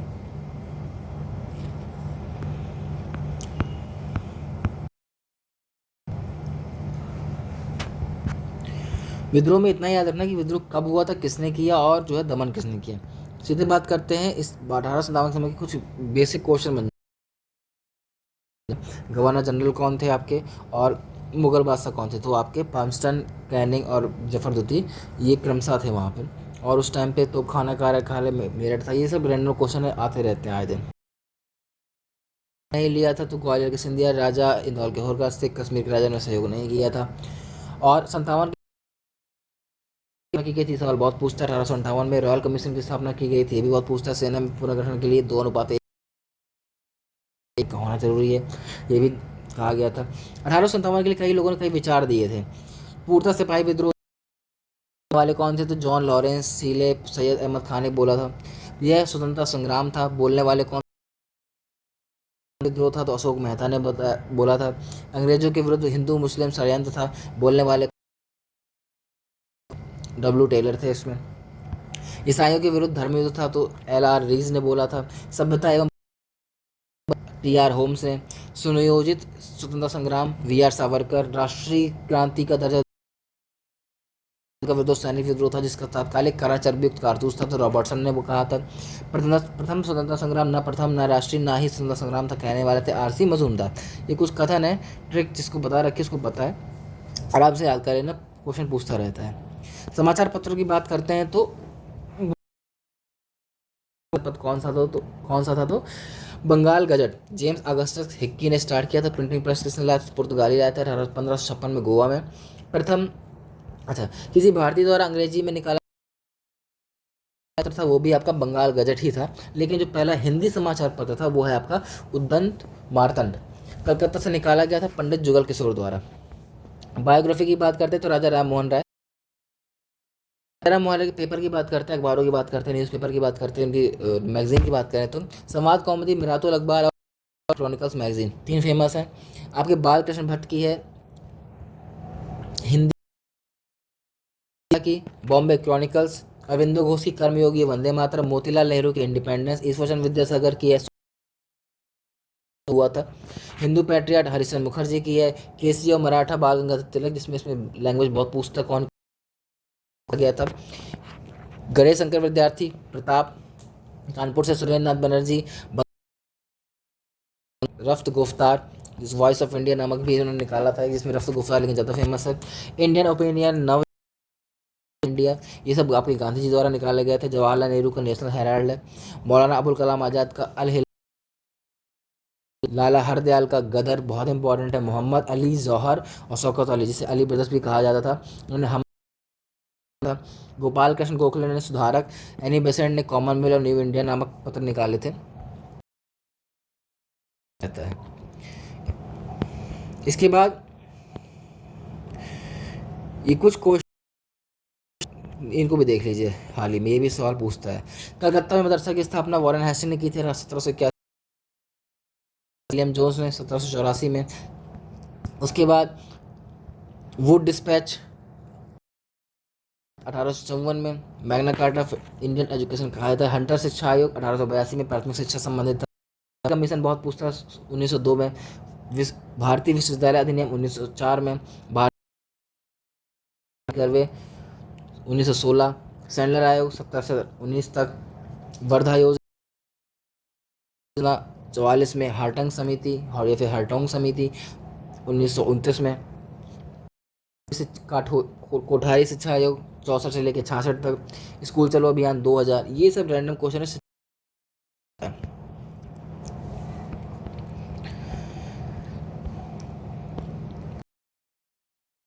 आंदोलन शॉर्ट में बताएंगे, सारे नहीं याद रखना, लेकिन हाँ कुछ की डेट जरूर याद रखनी है। जैसे पहला वाला याद रखना, सन्यासी विद्रोह हुआ था 1763 में, जिसकी जानकारी हमको आनंद मठ नामक बुक से मिलती है। दूसरा फकीर विद्रोह 1776 से 77 तक पश्चिम बंगाल। तीसरा फिर आपका आता है केरल में हुआ था 1808 से 9 के बीच में। पाइका विद्रोह बहुत फेमस है, उड़ीसा में हुआ था 1817 में। 1800 पटना सर सैयद अहमद बरेलवी। इसके बाद आपका 1824 में पागलपंथी विद्रोह है, याद रखना 1813 में हुआ करता है पागलपंथी विद्रोह। टीपू मीर इसके मेन हेड थे। कहाँ पे होता है? पश्चिम बंगाल। इसके बाद अहोम विद्रोह असम में होता है, गोमधर कुंवर सिंह। खासी विद्रोह 29 में होता है, असम में ही। कोल विद्रोह के बाद आपका फैरजी फैराजी बंगाल में होता है। कुका इंपॉर्टेंट है आपका 1840 में होता है, पंजाब में भगत आपके होते हैं। तो संथाल इंपॉर्टेंट है क्योंकि 1857 के पहले का विद्रोह है, विद्रोह है। ये दोनों आपके लिए इंपॉर्टेंट है। नील विद्रोह की जानकारी कहाँ मिलती है? तो नील दर्पण में मिलती है, नील दर्पण जी की है। इसके बाद पावना विद्रोह 73 से लेकर 6। इसके बाद दक्कन हो गया, रंपा 79 से 80। एजवा आंदोलन 88 में आपका। मुंडा संबंधित 95 से 90 तक। भील विद्रोह 14 से 15 तक। 1900 पहुंच चुके हैं हम लोग। चंपारण सबको पता है, में मणिपुर इंपॉर्टेंट है। खेड़ा गुजरात में इंपॉर्टेंट है। चेचू 20 से लेकर 22 तक आंध्र प्रदेश में आपका एका इंपॉर्टेंट है बहुत। मोपला इंपॉर्टेंट है 21 में ही। बारदौली इंपॉर्टेंट है 1828 में, जब सरदार पटेल को पटेल की उपाधि दी गई थी। 29 में बिहार किसान आंदोलन, हटाओ इसको। तेभागा आंदोलन 46 की बात करते हैं, इंपॉर्टेंट है आपका। तेलंगाना आंदोलन भी आपका इंपॉर्टेंट पड़ जाता है। ये कुछ हैं जो आपको याद रखने ही पड़ेंगे। इसके बाद अभी भारत के गवर्नर जनरल पढ़ लेते हैं। इसमें बहुत सारे क्वेश्चन यहाँ से मिल जाते हैं। कम से कम अगर आप मॉडर्न पढ़ से 50-60% क्वेश्चन तो इसी से निकाला टॉपिक से। स्टार्ट कर रहे हैं तो सबसे पहले रॉबर्ट क्लार्क की बात करते हैं। 70 क्लासिक याद रखना है, कब हुआ था, किसके बीच में हुआ था। वेंसीटाट 1760 से 65 तक आते हैं। इसके टाइम पे बक्सर 23 जून 1757 को। रॉबर्ट क्लाइव फिर आते हैं 65 से 67 तक। इस टाइम पे इलाहाबाद की 2 संधियाँ होती हैं, में जल शासन की स्थापना होती है। इसके बाद वेरिस्ट आते हैं। इनके बाद ज़्यादा क्वेश्चन इंपॉर्टेंट नहीं, मैसूर युद्ध है वो अपने आप में इंपॉर्टेंट क्वेश्चन पड़े जाते हैं। फिर आते हैं कार्टियर, आधुनिक भारत का प्रथम आकार कहते हैं, इसी टाइम पे पढ़ा था, नहीं याद रखना। वॉरेन हेस्टिंग आते हैं, बंगाल का अंतिम गवर्नर था क्योंकि ये बाद में बंगाल के गवर्नर जनरल बन जाते हैं। इसके टाइम पे रेगुलेटिंग एक्ट आता है 1773 में, जो आपकी पॉलिटी से भी संबंधित पड़ जाता है। वॉरेन हेस्टिंग बंगाल के प्रथम गवर्नर थे। सुप्रीम कोर्ट की स्थापना हुई थी कलकत्ता में। एलिजा एम्पे उनकी प्रमुख न्यायाधीश थी, जिसे विलियम जोन्स ने स्थापित किया था। गीता का इंग्लिश में ट्रांसलेट किया था विल्किंस द्वारा। पिट्स इंडिया एक्ट आया था 1784 में, इन्हीं के। और मद्रास और मुंबई प्रेसिडेंसी को बंगाल के अधीन किया गया था इन्हीं के टाइम पे। शिक्षा के लिए मदरसा की स्थापना की थी 1781 में, अभी पढ़ा था कुछ देर पहले हम लोगों ने। पहला समाचार पत्र भी इन्हीं के टाइम पे करते हैं। और रिंग फेंस नीति बहुत इंपॉर्टेंट है, जिसे सुरक्षा प्रकोष्ठ नीति भी कहते हैं, वो भी इन्हीं के टाइम पे आया था, यानी कि वॉरेन हेस्टिंग के टाइम पे। इनके टाइम पे दो एक्ट आते हैं, 1781 का एक्ट ऑफ सेटलमेंट और 1784 का पिट्स मराठा युद्ध। सूरत सालबाई वाला 75 से 82 तक, और दूसरा वाला 80 से 84 तक, जिसे संधि जो कि होता है आंग्ल मैसूर युद्ध, इन्हीं के टाइम पे होता है। फिर आते हैं सर जॉन, एक साथ ले रहते हैं, ये अस्थायी गवर्नर होते हैं इसलिए पूछता है नहीं। फिर आते हैं कार्नवालिस। कार्नवालिस अंग्रेज अमेरिका से भारत को ठीक करने के लिए। भारत में नागरिक सेवा के जनक इन्हें कहा जाता है। बनारस में संस्कृत विश्वविद्यालय की स्थापना जॉनसन भ्रमण करने वाले न्यायालय, एक बिहार में 3 मकान में, यानी कि भ्रमण करने वाले न्यायालय थे जो आज यहाँ स्थापित हुए, कल कहीं और, इन्हीं के टाइम पे बने थे। पुलिस थाना, दरोगा, ये सब जो है इन्हीं के टाइम पे स्थापित हुए थे। भारतीय सेना में सूबेदार का पद, सेवा में मुंसिफ, सदर, डिप्टी कलेक्टर का पद भी इन्हीं के टाइम पे आया था। कार्नवालिस कोड भी 1793 में यही लाए थे। न्यायिक क्षेत्र गाजीपुर में इनकी मृत्यु हुई थी, बहुत पूछता है क्योंकि यूपी में मृत्यु हुई थी इनकी। और फिर स्थायी बंदोबस्त की जानकारी भी इन्हीं के टाइम पे 94 वाला अगर देखा हमने, सूराज का नियम हो गया, 1793 में हो गया, स्थायी बंदोबस्त हो गया, 1/2 टैक्स हो गया, ये सब इसी के टाइम की बात है।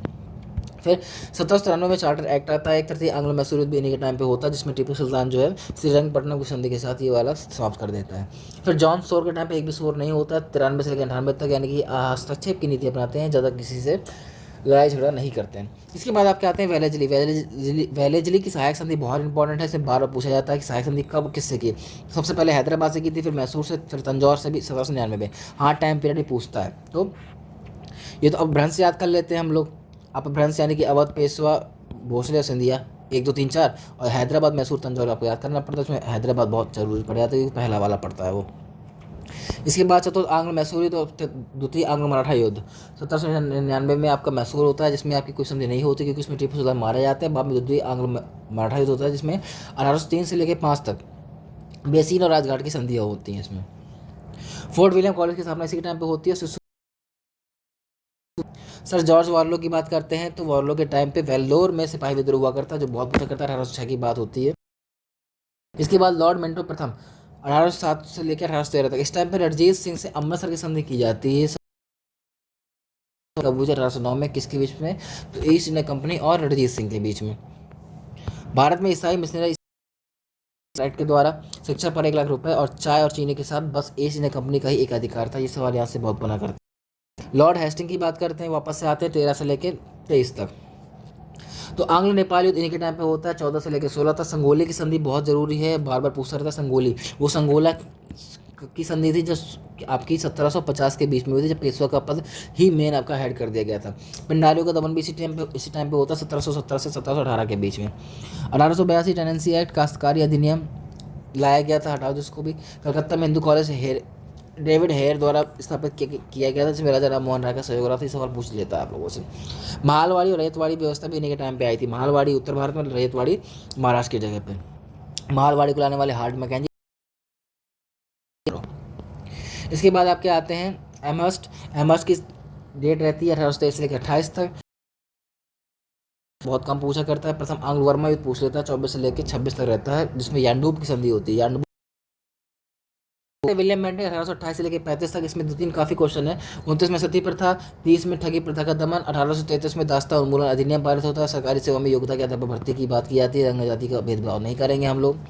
33 में आता है फिर चार्टर है, जिसमें भारत के गवर्नर जनरल बंगाल के गवर्नर जनरल को भारत के गवर्नर जनरल बनाया जाता है। भारत विलियम बेंटिंग थे। कंपनी का एकाधिकार समाप्त कर दिया जाता है। अंग्रेजी शिक्षा को माध्यम बनाने के लिए मैकाले की सिफारिश पर 1835 में कलकत्ता मेडिकल कॉलेज की स्थापना होती है। आगरा नई प्रेसिडेंसी हटाओ इसको।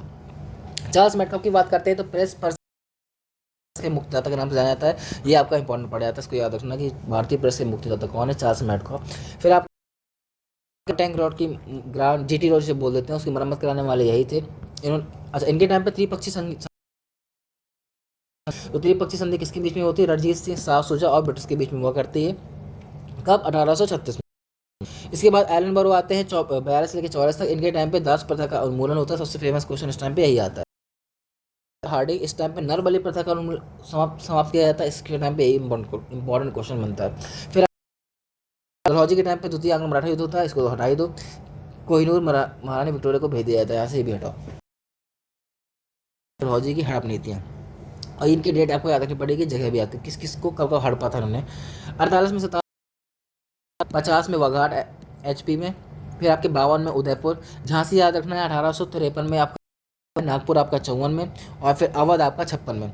वाजिद अली शाह जिसके तो हड़पा जाता है, ये कुशासन के आधार पर वाला क्वेश्चन पहले पूछा जा चुका है पैट में आपका। 47 में आपका IIT होता है। 50 में आपका सिक्किम पर अधिकार कर लिया जाता है, डलहौजी के टाइम की बात कर रहे हैं हम लोग। 52 में इनाम कमीशन की स्थापना होती है। 52 में ही बात करते हैं तो विद्युत तार से वह स्टार्ट हो जाती है, सवाल यहाँ से पूछ लेता है। सेना का 53 में ही पहली ट्रेन चली थी, आपको पता होगा तो, मुंबई से लेकर थाने तक। इसमें 3 इंजन थे, साहिब सिंध और डब्बे थे, ये सब आप लोगों को पता। 34 किलोमीटर की रेंज थी। 54 की बात करते हैं तो PWD की भी स्थापना होती है। 54 में ही आपका वुड डिस्पैच कलकत्ता, मुंबई और मद्रास में विश्वविद्यालय बनाने के लिए आता है।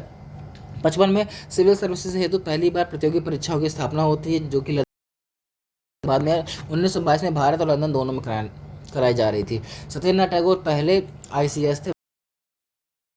सत्येंद्रनाथ टैगोर कौन थे? देवेंद्रनाथ टैगोर के पुत्र ही थे।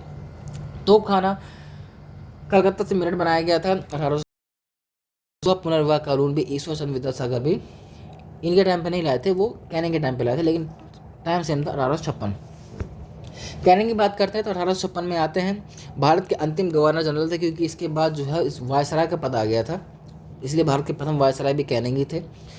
1858 में महारानी विक्टोरिया की उद्घोषणा होती है, जिसमें ईस्ट इंडिया कंपनी के शासन को समाप्त करने की बात कही जाती है। 1861 में भारतीय उच्च न्यायालय की स्थापना होती है, बहुत सवाल पूछता है। 62 में बम्बई, कलकत्ता, मद्रास में हाईकोर्ट की स्थापना हो गई। फिर 56 में विधवा पुनर्विवाह कानून। 60 में आपका भारतीय IPC जो कि आपका BNS बन चुकी है। इसके बाद आपके 57 में KBM ने लंदन की तर्ज पर, यानी कि कोलकाता, बॉम्बे और मद्रास तीनों जगह पे लंदन की तर्ज पर विश्वविद्यालय बनाया गया था।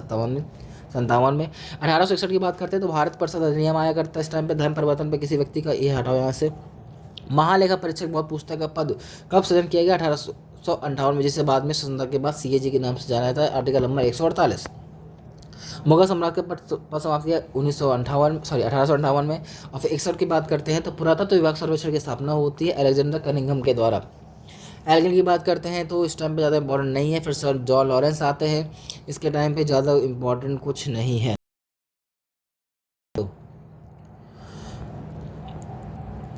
हाँ, एक चीज़ याद रखना कि अकबर के द्वारा। मेयो की बात करते हैं तो ये इंपॉर्टेंट है आपके। अजमेर में मेयो कॉलेज की स्थापना की थी भारतीय राजकुमारों को पढ़ने के लिए। 18 स्टार्ट हुई थी और 10 की वाली होती है 1881 में। भारतीय सांख्यिकी सर्वेक्षण गठन के में इनकी हत्या कर दी जाती है। कृषि विभाग ने बनाया था, ये सब नहीं पूछने वाला आप लोगों से। जनगणना वाला सवाल बहुत आता है। ब्रुक, जिसके टाइम पे 2 एक्ट आते थे, 73 का एक्ट और आपका 76 का शाही उपाधि अधिनियम। Aligarh Mohammad Anglo Oriental College की स्थापना होती है। और छोड़ो इसको। लेटिन की बात, इनको याद रखना अच्छे से, क्योंकि जो है संसद भवन दिल्ली नहीं कराया था, इसलिए दिल्ली के वास्तुकार के नाम से इन्हीं को जाना जाता है। बाद में इनके जो दामाद थे उनका नाम था लुटियंस, ठीक है ना, तो उनको जाना जाता है। 77 की बात करते हैं तो प्रथम दिल्ली दरबार लगा करता है, जिसमें महारानी विक्टोरिया को केसर हिंद की उपाधि दी जाती है। 1878 में वर्नाक्युलर प्रेस एक्ट लागू होता है। 1878 में स्ट्रेची अकाल आयोग, स्ट्रेचर से याद कर सकते हो, स्ट्रेची अकाल आयोग। सिविल सेवा की उम्र 21 से 19 इन्होंने कर दी थी, बाद में रिपन के टाइम पे 21 कर दी जाती है। अफगानिस्तान के प्रति अग्रगामी नीति हटाओ, ये सब नहीं पूछने वाला है। रिपन की बात करते हैं तो प्रथम कारखाना एक्ट जरूर पूछता है। 1881 वर्नाक्युलर प्रेस एक्ट हटा दिया था इन्होंने, जरूर पूछता है। स्थानीय स्वशासन बहुत पूछता है, स्थानीय स्वशासन के जनक कौन है? तो रिपन है। बाद में नियमित 10 की जनगणना सवाल पूछता है, 1881 वाला कौन है? रिपन। हंटर आयोग 1882 वाला भी इंपॉर्टेंट है। एल्बर्ट बिल अभी बताया था कुछ देर पहले, श्वेत विद्रोह से संबंधित होता है, ये भी इन्हीं के टाइम पे आया था। और वापस इन्होंने उम्र जो 19 से 21 कर दी थी सिविल सर्विसेज क्रैक करने के लिए। भारत के उद्धारक की संज्ञा दी जाती है, और शायद रिपन को एक अच्छे वायसराय के नाम से भी लोग जानते हैं। डफरिन की बात करते हैं तो इनके टाइम पे कांग्रेस की स्थापना होती है, सबसे फेमस क्वेश्चन यही आता है इनके टाइम पे।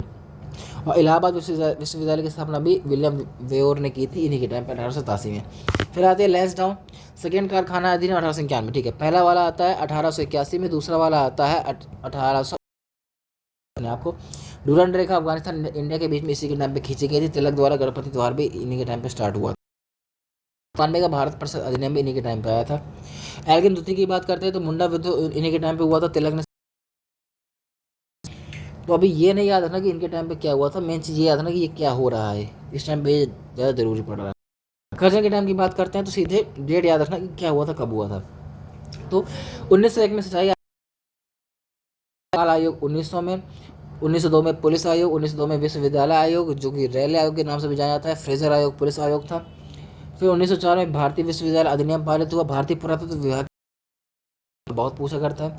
इसके बाद ये वाला 1904 वाला भी पूछा करता है, आपको याद रखना। CID जो हम लोग 1930 में स्थापना उसकी होती है। प्राचीन स्मारक परीक्षण अधिनियम 1904 में, और 1905 में बंगाल विभाजन। हाँ, ये डेट पूछता है कि उस टाइम पे क्या हुआ। फिर आते हैं लॉर्ड मिंटो द्वितीय में कलकत्ता अधिवेशन में स्वराज लक्ष्य रखा गया। 1607 में सूरत अधिवेशन होता है, राज बिहारी घोष करते हैं। 1908 1908 की बात करते हैं, खुदीराम बोस को फांसी, सबसे छोटी उम्र के थे। तिलक को 6 वर्ष की सजा। में सुधार आता है, इसमें मुस्लिमों के लिए पृथक निर्वाचन। 1909 में ही बात करते हैं, SP सिन्हा वायसराय की कार्यकारी परिषद में शामिल हुए थे। पहले भारतीय थे जिनको शामिल किया गया था। और 1907 में फिर मिलता, ये नहीं याद रखें आप लोगों को, ये नीचे के दो मत याद रखना, बाकी याद रखना। लॉर्ड हार्डिंग द्वितीय तो 12 की बात करते हैं, जॉर्ज प्रथम का भारत आगमन होता है। बंगाल विभाजन रद्द कर दिया जाता है। राजधानी परिवर्तन की घोषणा की जाती है। दिल्ली राजधानी बनी 1912 में। 1912 दिसंबर 23 में राज बिहारी बोस ने बॉम्ब फेंका था लॉर्ड हार्डिंग पर, जो कि फेल हो गया था। 14 में आपका वर्ल्ड वॉर प्रथम स्टार्ट हो जाता है। 15 में आपके गांधी वापस लौटते हैं। 15 में ही गोखले और फिरोज शाह मेहता का देहांत हो जाता है। 16 में बनारस हिंदू विश्वविद्यालय की कुलपति नियुक्त किए जाते हैं, यानी कि मदन मोहन मालवीय की स्थापना। टैगोर की गीतांजलि को नोबेल पुरस्कार मिला था, ये डेट भी पूछ लेता है आप लोगों से। फिर आपके आते हैं लॉर्ड हार्डिंग हेम्सफोर्ड, 1621 से 1921 1916 से 1921 तक। लखनऊ अधिवेशन के टाइम पे होता है होम रूल लीग की स्थापना। GD कर्वेवाला महिला विश्वविद्यालय की स्थापना। सैंडलर आयोग 17 में। रॉलेट आयोग एक्ट 1919 में। फिर अप्रैल में जलियांवाला बाग हत्याकांड, खिलाफत आंदोलन 1920 विश्वविद्यालय की स्थापना। 1920 में असहयोग आंदोलन। 1919 में मॉन्टेग्यू चैक्स फॉर सुधार, और प्रथम भारतीय व्यक्ति गवर्नर बने थे। ये सब इनके टाइम पे होता है, तो ये डेट याद रखनी पड़ेंगी ही। इसके बाद फास्ट हो रहा है, लेकिन देखो अब जल्दी से, बस रिवीजन ही है, कुछ नहीं है। रीडिंग की बात करेंगे तो मोपला विद्रोह 1921 में। भारतीय कम्युनिस्ट पार्टी नहीं याद रखना है, ताशकंद बनी थी, मगर ये क्वेश्चन पूछ जरूर चुका है एक बार SSC में। भारतीय साम्यवादी पार्टी नहीं याद रखना। चौरी चौरा याद रखना है कि 1922 में फरवरी 5 तारीख को, जिसमें 12 फरवरी के बाद में असहयोग आंदोलन समाप्त कर दिया गया था। भारत और लंदन में एक साथ सवेरे एग्जाम स्टार्ट किया गया था 1922 में। विश्व भारती विश्वविद्यालय की स्थापना रविन्द्रनाथ टैगोर ने 1921 में की थी। 1923 में स्वराज पार्टी की स्थापना बहुत पूछता है, चित्तरंजन दास के द्वारा। 1921 में प्रिंस ऑफ वेल्स का भारत आगमन हुआ था। 1925 में काकोरी ट्रेन एक्शन हुआ था। इसके बाद आपका आता है एयरवे, केंद्रीय लोक सेवा आयोग का गठन, जिसे ली आयोग कहा जाता है, 1926 में स्टार्ट हुआ था। इंपॉर्टेंट है आपका साइमन कमीशन 27 में। Supreme court Simon commission Bharat कब आया, 1928 में। लाला लाजपत राय की लाठी मार के जो हत्या की गई थी 1928 में, फिर 28 में की गई थी। 1929 8 अप्रैल को असेंबली में बम फेंका गया था। 28 में फिर दिसंबर में नेहरू रिपोर्ट आई थी। 1929 फिर दिसंबर में लाहौर अधिवेशन पूर्ण स्वराज की, जिसमें मांग रखी गई थी। शारदा विधेयक अधिनियम 1929 में।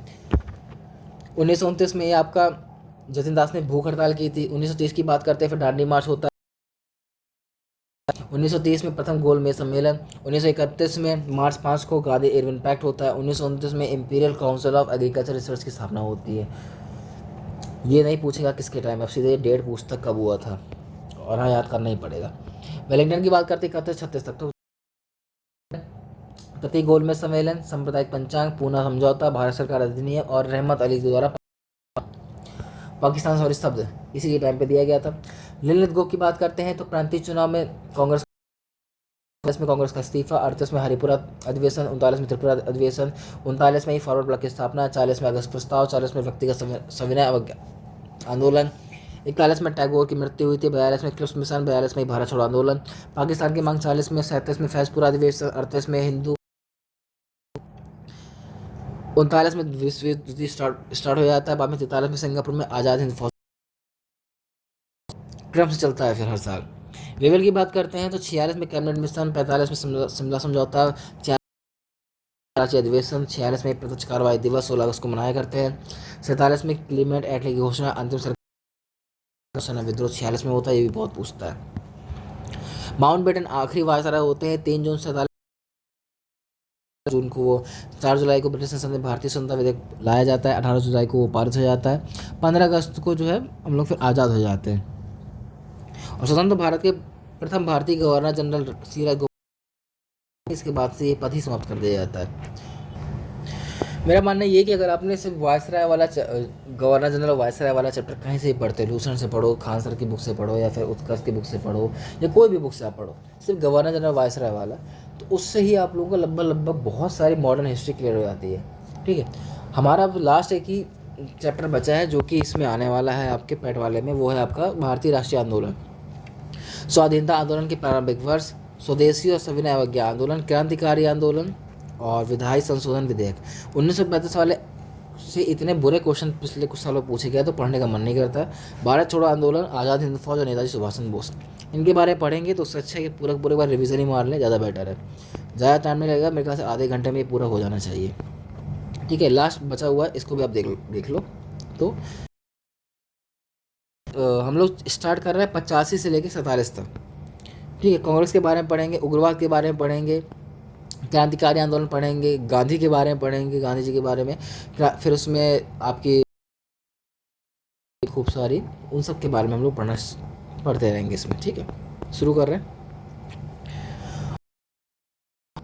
क्वेश्चन नहीं बताऊंगा, पूरी कहानी नहीं बताने वाला कि क्वेश्चन कहाँ से याद करने से, वही स्टार्ट कर रहे हैं। 1838 में लैंड होल्डर सोसाइटी की स्थापना कब हुई थी? 1838 में बंगाल में की जाती है। दूसरा आपका आता है 1866 में ईस्ट इंडिया एसोसिएशन की स्थापना दादा भाई नौरोजी द्वारा, महादेव गोविंद रनाडे और जीवी जोशी द्वारा। 70 में इंडियन लीग की स्थापना, नहीं पूछने वाला आप लोगों से, एसोसिएशन कलकत्ता में सुरेंद्र नाथ बनर्जी और आनंद मोहन बोस द्वारा।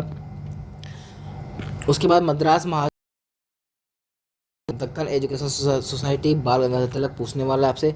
बम्बई प्रेसिडेंशियल एसोसिएशन पूछने वाला है आपसे, फिरोज शाह 1885 में। इसके बाद होती कांग्रेस की स्थापना। संस्थापक कौन थे आपके? ए ह्यूम, उस टाइम में दफरिन थे। गोकुलदास तेजपाल संस्कृत विश्वविद्यालय में इसकी स्थापना होती है, मुंबई में पढ़ते हैं, और उस टाइम में 72 सदस्य शामिल हुए थे।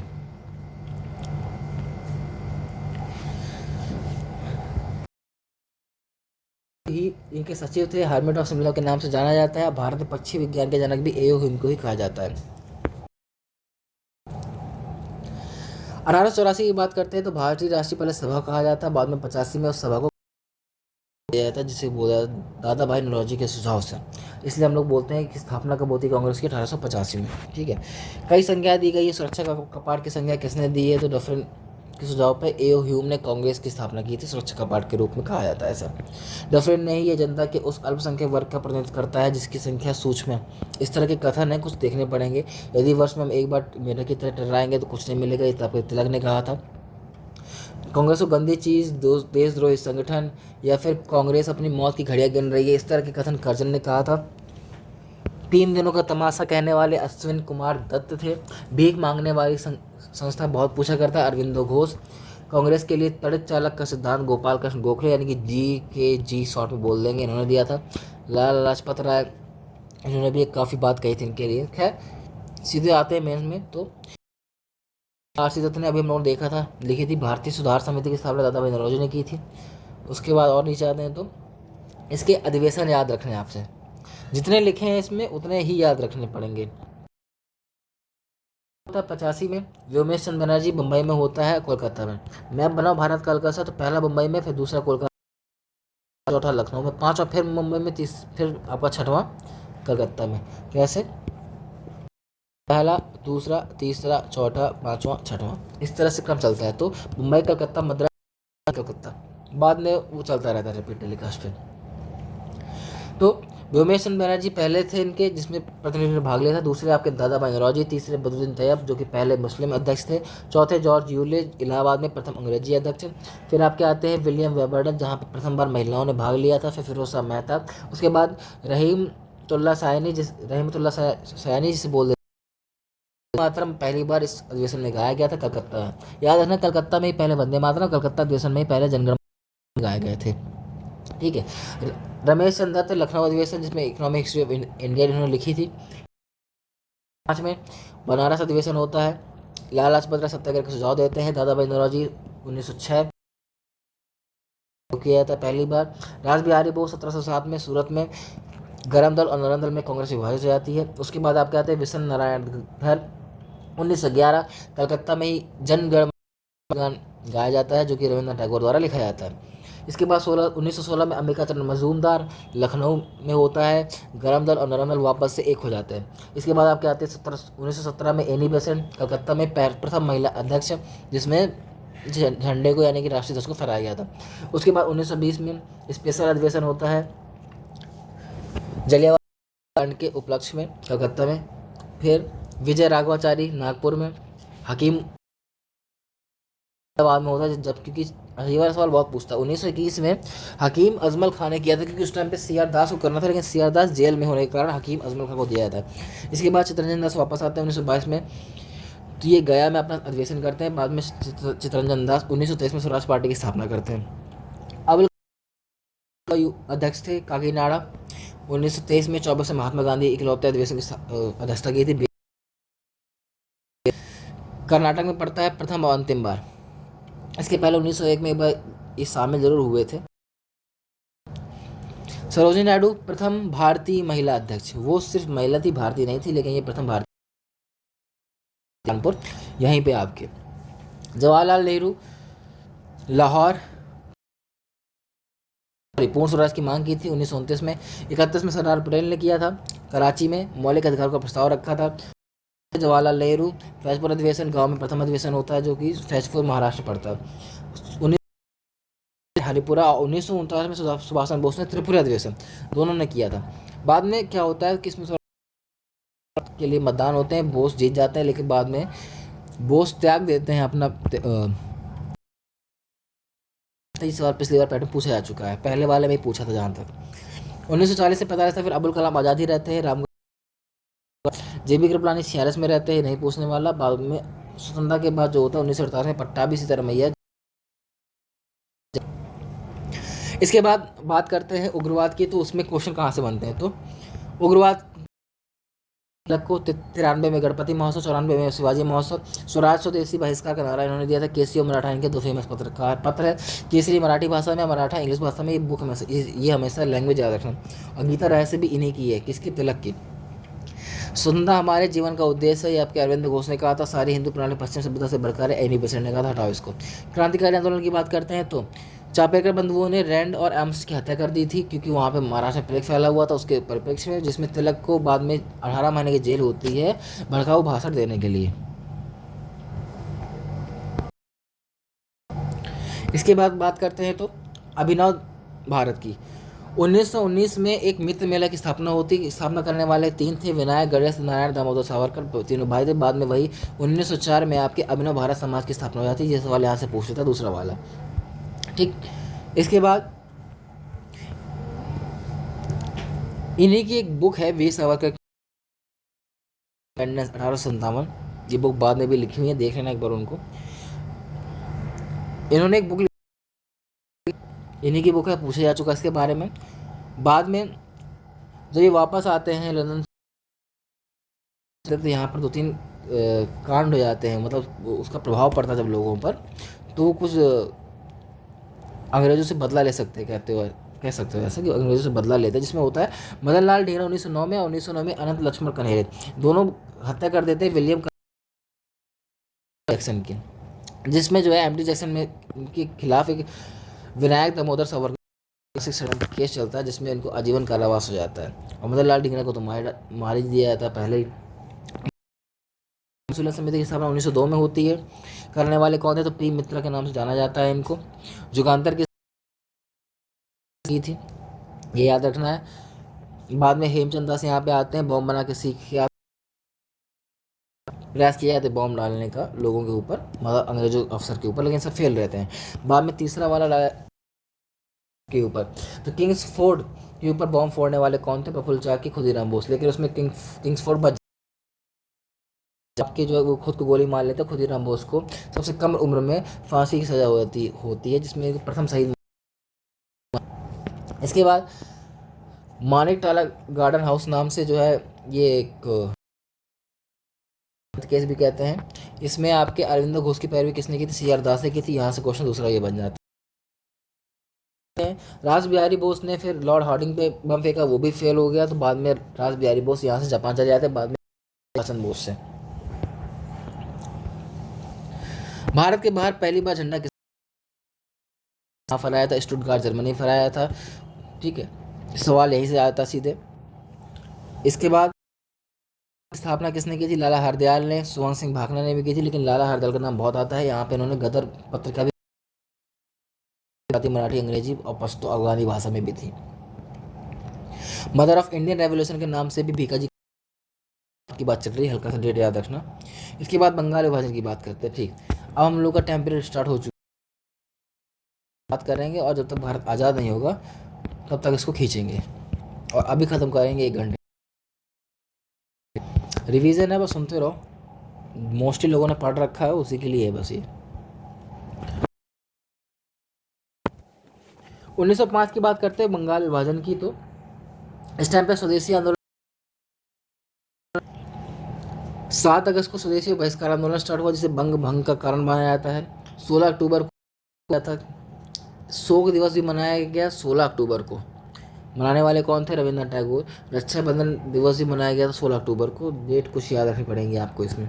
अमार सोनार बांग्ला, ये रविन्द्रनाथ टैगोर ने लिखा था उनका भी। और वंदे मातरम बंकिम चंद्र चटर्जी ने लिखा था।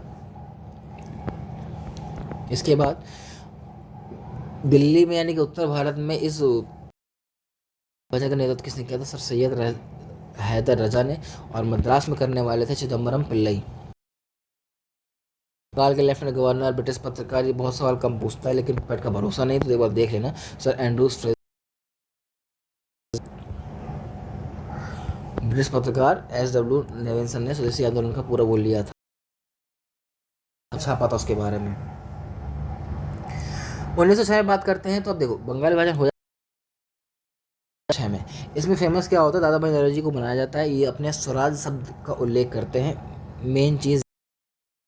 इसके बाद 1906 में मुस्लिम लीग की स्थापना होती है। मुस्लिम लीग की स्थापना कहाँ होती है? 1906 में ढाका में होती है। आगा खां भी इसके संस्थापक थे। अब प्रथम अध्यक्ष थे वकार उल मुल्क। के बाद आता है सूरत अधिवेशन 1907। इसमें कांग्रेस गरम दल और नरम दल में घोष को इस टाइम पे अध्यक्ष बनाया जाता है। तिलक पर राजद्रोह का मुकदमा चलता है, जिससे उनको 6 साल की कैद मार्ले म्यांमार जेल में काटनी पड़ती है। इसके बाद 1909 में बात करते हैं मार्ले मिंटो सुधार। पृथक सांप्रदायिक चुनाव इस टाइम पे आता है। पृथक सांप्रदायिक चुनाव मुसलमानों के लिए कब स्टार्ट हुआ? मार्ले मिंटो सुधार, मतलब जब सीटें 5 सीटें स्पेशली मुसलमानों के लिए दी गई थी। तो इसी के बारे में पूछा करता है कि मार्ले मिंटो सुधार किस लिए फेमस, या फिर पृथक सांप्रदायिक चुनाव के लिए। 1911 में लगता है दिल्ली दरबार। इसमें महारानी मैरी ये सब भारत आया करते हैं। दिल्ली में दरबार आयोजित किया जाता है। 12 दिसंबर 1911 को बंगाल विभाजन रद्द कर दिया जाता है। कलकत्ता से राजधानी दिल्ली बनाने की घोषणा लागू हो जाती है। बिहार और उड़ीसा को बंगाल से अलग कर दिया जाता है। कांग्रेस अधिवेशन में जनगण मन गाया जाता है, अभी हम लोगों ने देखा था, विशन जो इनकी अध्यक्षता करते हैं। और 1912 में ही रास बिहारी बोस द्वारा लॉर्ड हार्डिंग पे बॉम्ब फेंका जाता है, जो कि फेल हो जाता है। 1914 में प्रथम विश्व युद्ध स्टार्ट हो जाता है, जिसमें गांधी और तिलक ने आर्थिक और सैन्य सहयोग के लिए गाँव गए थे, जिसके कारण गांधी को केसरी हिंद की उपाधि मिलती है। 1914 में ही कामा गार्डा मारू प्रकरण होता है। विश्व युद्ध के स्टार्ट होने से पहले यहाँ से कुछ जहाज में लोग जाया करते हैं, जहाँ पर उनको उतरने नहीं दिया जाता है। उसी के बारे में क्वेश्चन आया करता है कि कौन हेड थे उसमें? गुरदीप सिंह। यात्री 376 थे लगभग। कामागाटा मारू जहाज होता है, कब होता है? तो 1914 में। बैठते कहाँ से हैं, सॉरी जाते कहाँ पे? वैंकूवर, कनाडा में पड़ता है, वहाँ जाया करते हैं। यही सवाल बार बार आता है, कब होता है और कहाँ जा रहे होते हैं। 16 की बात करते हैं लखनऊ पैक्ट की, तो उसमें होता कांग्रेस और मुस्लिम लीग में समझौता हो जाता है, गरम दल और नरम दल वापस से एक हो जाते हैं। और हेड कौन कर रहे थे उस टाइम पे? तो अंबिका चरण मजूमदार। घुंगरू लीग की बात करते हैं तो 1916 में जो ग्रीन वाला पार्ट दिख रहा है वो तिलक का है, येलो वाले पार्ट में मोस्टली एनी बेसेंट है। 18 अप्रैल 1916 को तिलक ने स्टार्ट किया था पूना में, और सितंबर 1916 में एनी बेसेंट ने स्टार्ट किया था। एनी बेसेंट ने किसके सहयोग से स्टार्ट किया था? तो जॉर्ज आरुंडेल के सहयोग से। अड्यार मद्रास इनका मेन हेडक्वार्टर था। नेहरू और आपके जिन्ना इनके साथ में थे। लगभग 200 से ज़्यादा ब्रांच खुल चुकी थी और एक कॉमनवेल्थ न्यू इंडिया इनके पत्र थे। वहीं तिलक ने पुणे में 6 ब्रांचें खोली थी। स्वराज मेरा जन्मसिद्ध अधिकार है, मैं से लेकर रहूँगा, ये फेमस कथन यहीं से आता है। कर्नाटक महाराष्ट्र को छोड़कर और महाराष्ट्र में बम्बई को छोड़कर हर जगह इनका फेमस हो रखा था ये लीग। साथ में केसी और मराठा पत्र भी गोपाल कृष्ण गोखले की सर्वेंट्स ऑफ इंडियन सोसाइटी, ये क्वेश्चन बहुत पूछता है, इसको रट लेना। 1905 में स्थापना करते हैं ये। 17 में ही कांग्रेस अधिवेशन की एनी बेसेंट अध्यक्ष बनती है। 1918 में इंडियन अर्नेस्ट वैलेंटाइन चिरोल के लिए तिलक लंदन चले जाते हैं उनके खिलाफ मुकदमा करने के लिए। 1917 की बात करते हैं, सीधे सवाल आता है मंडल की घोषणा कब होती है? 1917 में। अधिनियम कब का है? तो 1919 का। 1919 में क्या होता है? तो 1919 में प्रांतों में द्वैत शासन लागू कर दिया जाता है, यानी कि जो इंडियन गवर्नमेंट है उसको वहाँ का प्रशासकीय कार्य दे दिया गया है, और जो मेन जो पावर थी वो आपके अंग्रेजों के पास अभी भी थी, जैसे कि शिक्षा हो गई, सफाई हो गई, बाकी काम उन्हीं के पास। गांधी जी, ठीक है, 19 तक हम लोग हम लोग गांधीवाद स्टार्ट करते हैं थोड़ा। इसके क्वेश्चन कहाँ से आते हैं? जन्म को पता ही है, पोरबंदर, करमचंद गांधी, पुतलीबाई, कस्तूरबा, ये सब लोगों को पता ही है। इनके 4 पुत्रों के नाम हैं। इनको गोखले जी इनके राजनीतिक गुरु थे। इसके बाद मई गांधी डबरन पहुंचे थे। डबरन में फिर से प्रिटोरिया जा रहे थे, वहाँ उनको हटा दिया गया पीटरबर्ग स्टेशन पर। सॉरी, ये कुछ याद चीज़ें हैं, याद रखनी पड़ेंगी। लेकिन बाद में सीधे बात करते हैं नैनीताल इंडियन कांग्रेस 22 अगस्त 1894 को, जब आपका शिवाजी महोत्सव स्टार्ट होता है, जब की बात है ये।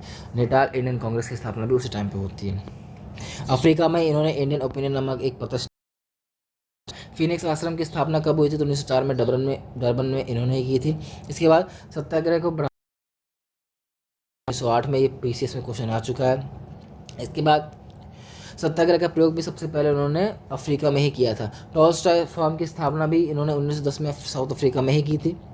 इसके बाद वहाँ से वापस आते हैं और 2 बुक और लिखी थी इन्होंने वहाँ पे, सत्य के मेरे प्रयोग, ये भी इन्हीं की है, और दूसरी आपकी हिंद स्वराज, ये बुक पहले ही आ चुकी है पेट वाले एग्जाम में, ये भी इन्हीं की है। सॉरी, अफ्रीका से भारत आते हैं एसएस अरेबिया में बैठकर। 9 जनवरी 1915 को यहाँ पे आ जाते हैं। बाद में फिर रविन्द्रनाथ टैगोर ने गांधी जी को महात्मा की उपाधि दी थी, क्वेश्चन बहुत पूछा जाता है आप लोगों से। और फिर 17 जून 19 इन्होंने अपना बाद में साबरमती आश्रम की स्थापना करते हैं। आश्रम की स्थापना 15 जब वापस ट्रांसफर करके लाया करते हैं वो 17 में ही है। साबरमती आश्रम वाला क्वेश्चन बनता है तो 1917 ही उसका आंसर जाता है। इसके बाद सीधे जाते हैं चंपारण, वहाँ पे जाते कर 3 कठिया प्रथा चल रही होती है जो कि नील से संबंधित होती है, जिसमें इनको बुलाने वाले कौन थे? राजकुमार शुक्ल, प्रसाद, अनुराग नारायण, ब्रजकिशोर प्रसाद, आचार्य कृपलानी। वहाँ पे ये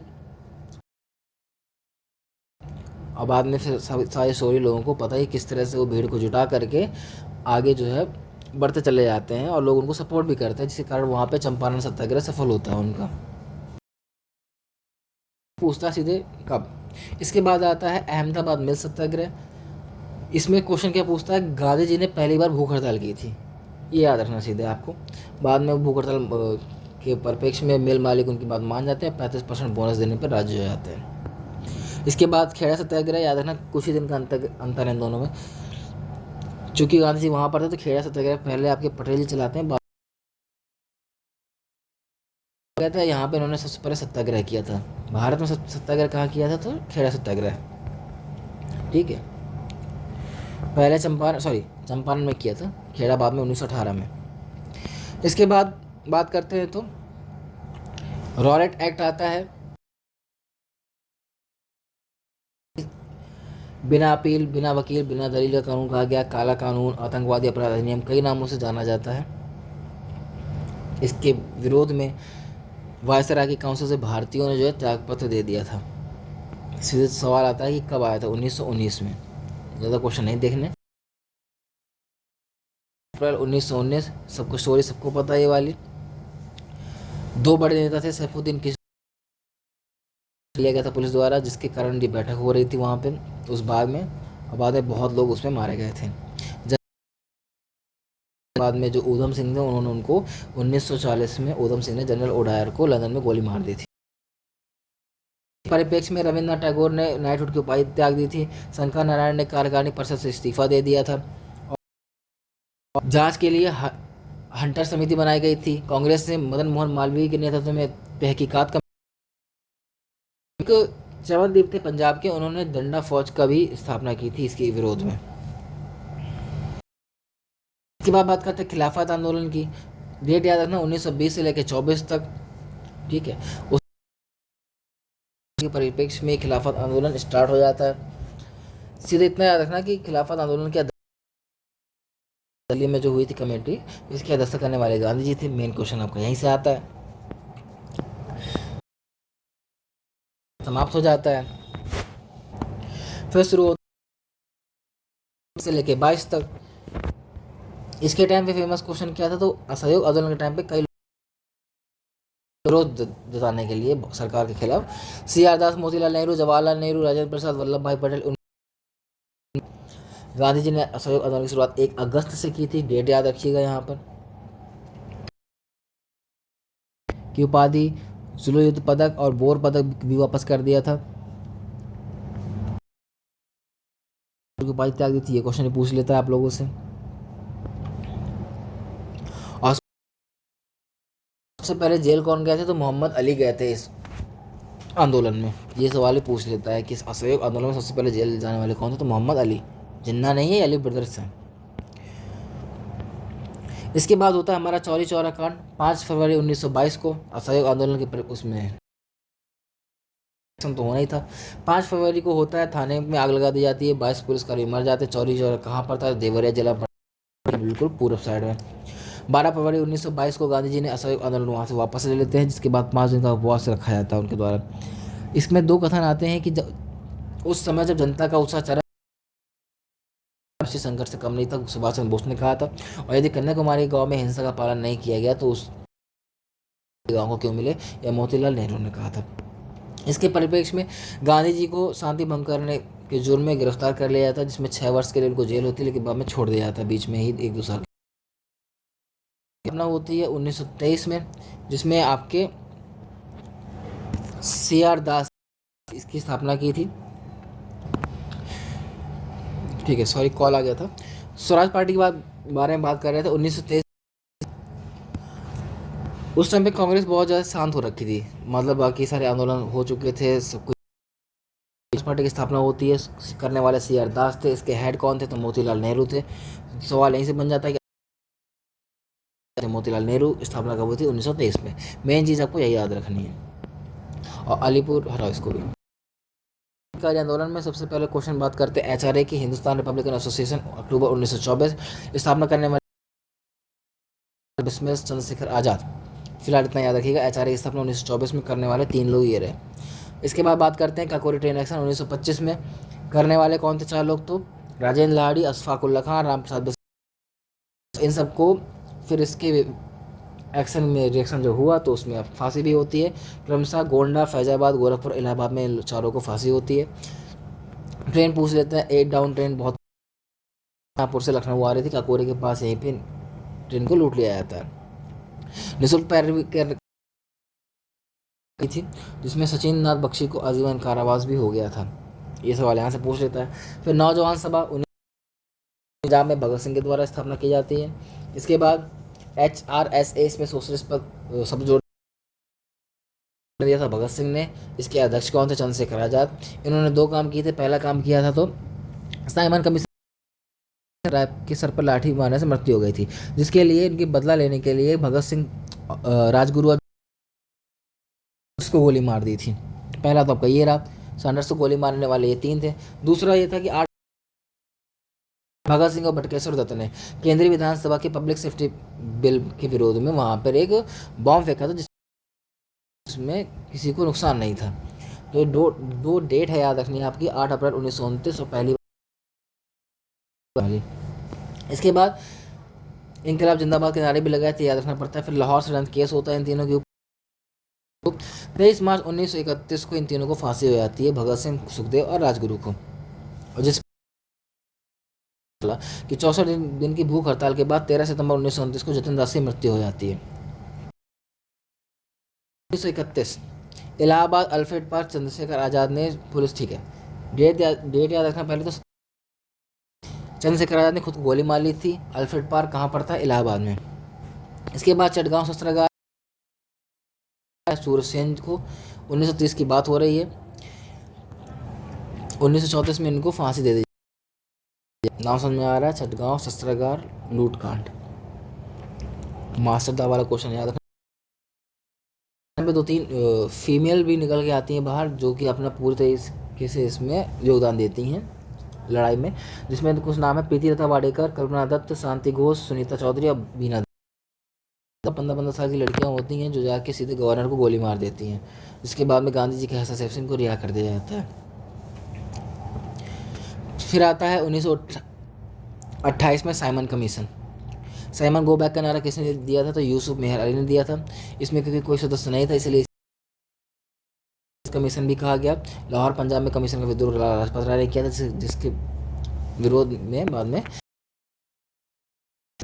और इनका यहाँ से कथन आता है कि मेरे ऊपर जो लाठी के प्रहार किए गए हैं, वही एक दिन ब्रिटिश साम्राज्य के ताबूत होंगे।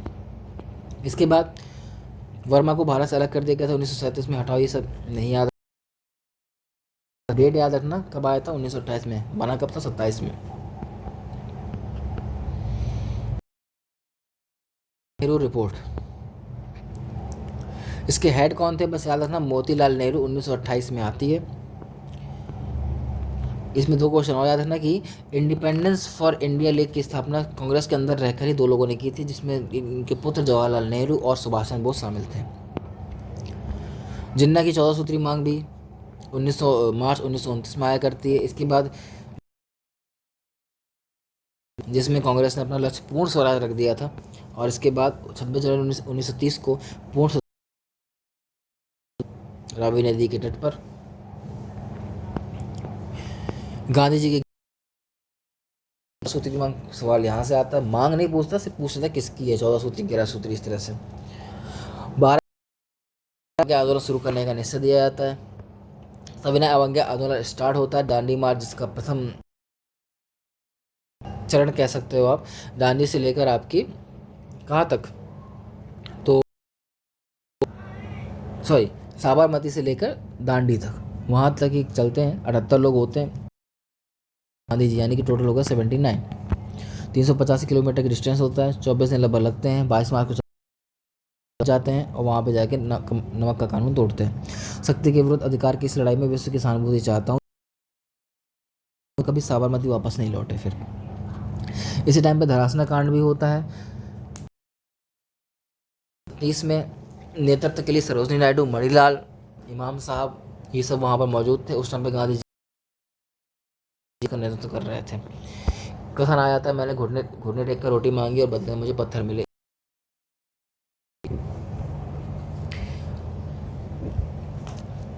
तमिलनाडु में सीरा गोपालाचारी ने भी बहुत पूछ लेता है। मालाबार में बायकोम सत्याग्रह के नेता केलप्पड़ ने कालीकट में पेन्नार तक नमक की यात्रा की थी। ये 2 क्वेश्चन यहाँ से है जो पीसेस में आ चुके हैं आपके। ये क्वेश्चन यहाँ से बहुत पूछता है। खान अब्दुल गफ्फार खान ने खुदाई खिदमतगार या लाल कुर्ती दल का संगठन किया था। ये सवाल बहुत ज़्यादा इंपॉर्टेंट है, याद रख लेना इसको। लाल कुर्ती दल, खान अब्दुल गफ्फार खान। यहीं पे एक नागालैंड की महिला थी गोल्डन लिल्यू, इनको नेहरू ने रानी ये सवाल भी बहुत पूछता है। इसके बाद आते हैं प्रथम द्वितीय और तृतीय गोलमेज सम्मेलन में। तो प्रथम गोलमेज सम्मेलन कब हुआ था? 1930 में। फेमस डेट एक ही पूछता है कि कब स्टार्ट होता है, एंड नहीं पूछता है। पर 12 नवंबर 1930, 13 जनवरी 1931 तक चलता है। तो 1930, 1931, 1932 में क्रमशः 1, 2, 3 होते हैं। तीनों में आपके भीमराव अम्बेडकर शामिल रहते हैं। पहले वाले मोहम्मद अली जिन्ना भी गए थे और इसमें रैमजे मैकडोनल्ड ने इसकी अध्यक्षता की थी। दूसरे वाले फिर बात करते हैं गांधी इरविन समझौता होता है। कब हुआ? 5 मार्च 1931 को ही। और कहा जाता है कि इसी समझौते में जब इन्होंने उन तीनों की फांसी, यानी कि भगत सिंह, सुखदेव और राजगुरु की फांसी नहीं रुकवा पाए, तो फिर अगले कांग्रेस के अधिवेशन में, कराची अधिवेशन में, गांधी जी को काले झंडे दिखाए जाते हैं। द्वितीय गोलमेज सम्मेलन में लगभग सभी भारतीय सदस्य मौजूद थे, उसमें ऐसा कोई नहीं था जो मौजूद ना हो। और तृतीय वाले में, अच्छा एक और चीज़, अर्धनग्न फकीर की संज्ञा किसने दी थी? तो विंस्टन चर्चिल ने दी थी। सॉरी, फ़ोन आ गया था। हाँ, नेक्स्ट क्वेश्चन यहाँ रहेगा, गांधी इरविन को 2 महात्मा की संज्ञा दी थी किसने? तो सरोजनी नायडू ने। ये सवाल बहुत रैंडम है, बहुत कम पूछा जाने कि कहाँ पे रुके थे, किंग्सवे हॉल में रुके थे, किस जहाँ से गए थे, एसएस राजपूताना से गए थे। ठीक है, बहुत छोटा सा माइंड में रखना है लोगों को। फिर आता है सांप्रदायिक पंचायत या पूना समझौता, 1932 में होता है। डेट याद रखनी पड़ेगी, डेट 1932 अच्छे से याद है। ऑप्शन में था 21 सितंबर, 22 सितंबर, 23 सितंबर और 24 सितंबर। तो 24 सितंबर 19 होता है सांप्रदायिक पंचायत या पूना समझौता। हुआ किसके बीच में था? गांधी और अम्बेडकर के बीच में। मगर साइन करने वाले थे अम्बेडकर और मदन मोहन मालवीय, गांधी जी ने साइन नहीं किए थे इसमें। इसी टाइम पे गांधी जी ने सबसे पहले हरिजन शब्द का प्रयोग किया था, यहीं पे हरिजन पेपर भी निकालना स्टार्ट कर दिया था यहाँ पर।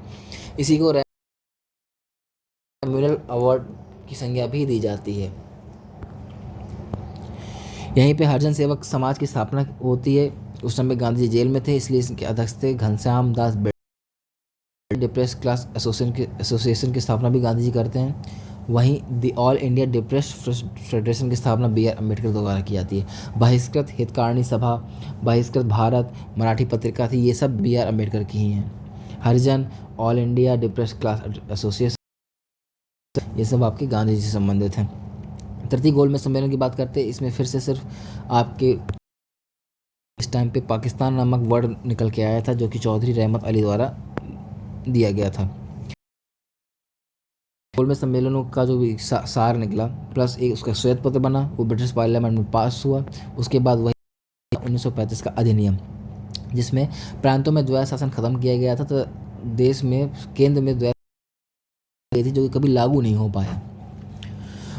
2 क्वेश्चन यहाँ से बनते हैं कि समाजवाद क्यों? एक बुक किसकी है? तो जयप्रकाश नारायण की है। और कांग्रेस समाजवादी पार्टी के और जयप्रकाश नारायण 1934 में। सवाल पूछा जा चुका है। 1937 में चुनाव होते हैं, जिसमें 8 प्रांतों में। इसके बाद त्रिपुरा अधिवेशन 1939 में, पता होगा हरिपुरा के बाद त्रिपुरा आता है। इसमें थोड़ा सा लड़ाई हो जाती है दोनों के बीच में। गांधी जी के उम्मीदवार पट्टाभी सीतारामैया को हराकर सुभाष चंद्र बोस पुनः अध्यक्ष बन जाते हैं। इसे सुभाष चंद्र बोस इस्तीफा देते हैं और राजेंद्र प्रसाद को हेड चुना जाता है।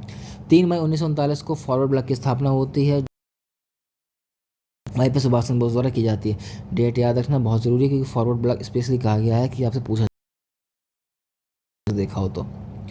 फिर द्वितीय विश्व युद्ध होता है 1939 में, कांग्रेस का त्यागपत्र दे दिया जाता है। उसमें साथ साथ 15 नवंबर 1939 को कांग्रेस मंत्रियों ने इस्तीफा दे दिया, जिसके फलस्वरूप 22 दिसंबर 1939 को मुस्लिम लीग ने मनाया। सीधे सवाल पूछते हैं, मुक्ति दिवस मुस्लिम लीग ने कब मनाया? 22 दिसंबर 1939 को। बात करते हैं, इस टाइम पे अगस्त प्रस्ताव आता है। अगस्त प्रस्ताव सीधे डेट पूछता कब आया? 1940 में। अगस्त प्रस्ताव ने सत्याग्रह में भाषण किसने दिया था? तो पहला वाला दिया था आपने विनोबा भावे ने, दूसरा दिया था जवाहरलाल नेहरू ने। ये सवाल पूछ लेता है। पाकिस्तान की मांग की गई थी 13 मार्च 1940 को। मुस्लिम लीग के लाहौर अधिवेशन मार्च 1940 को पाकिस्तान दिवस भी मनाया जाता है इसलिए। और पाकिस्तान को वर्ड का प्रयोग किसने किया था? रहमत अली द्वारा किया गया था। पवनार आश्रम का संबंध किससे है? तो विनोबा भावे से है। और प्रथम सत्याग्रही व्यक्तिगत सत्याग्रह 1940 में स्टार्ट हुआ था। फिर आता है आपका क्रिप्स मिशन 1942 में। स्टैफोर्ड क्रिप्स की अध्यक्षता में बनता है, उसे मतलब नहीं हम लोगों को। यह एक आज्ञाकारी का चेक है, गांधी ने कहा था, और डूबते हुए बैंक का उत्तरदायी चेक आपका जवाहरलाल नेहरू ने कहा था। आया कब था भारत में? 23 मार्च, लगभग 11 साल बाद भगत सिंह की फांसी के। 1942 में फिर आता भारत दे दिया था, तो यूसुफ मेहर अली इस टाइम पे कौन थे गवर्नर जनरल? तो लिनलिथ गो थे यहाँ पे।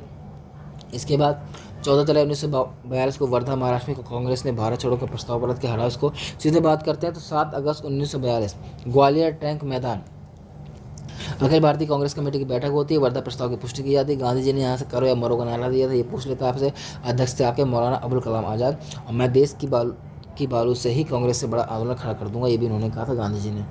8 अगस्त 19 पारित हो गया, और 9 अगस्त 1942 को आंदोलन शुरू होने से पहले ही रात के 12 बजे ही लगभग सारे बड़े नेताओं को गिरफ्तार कर लिया गया था।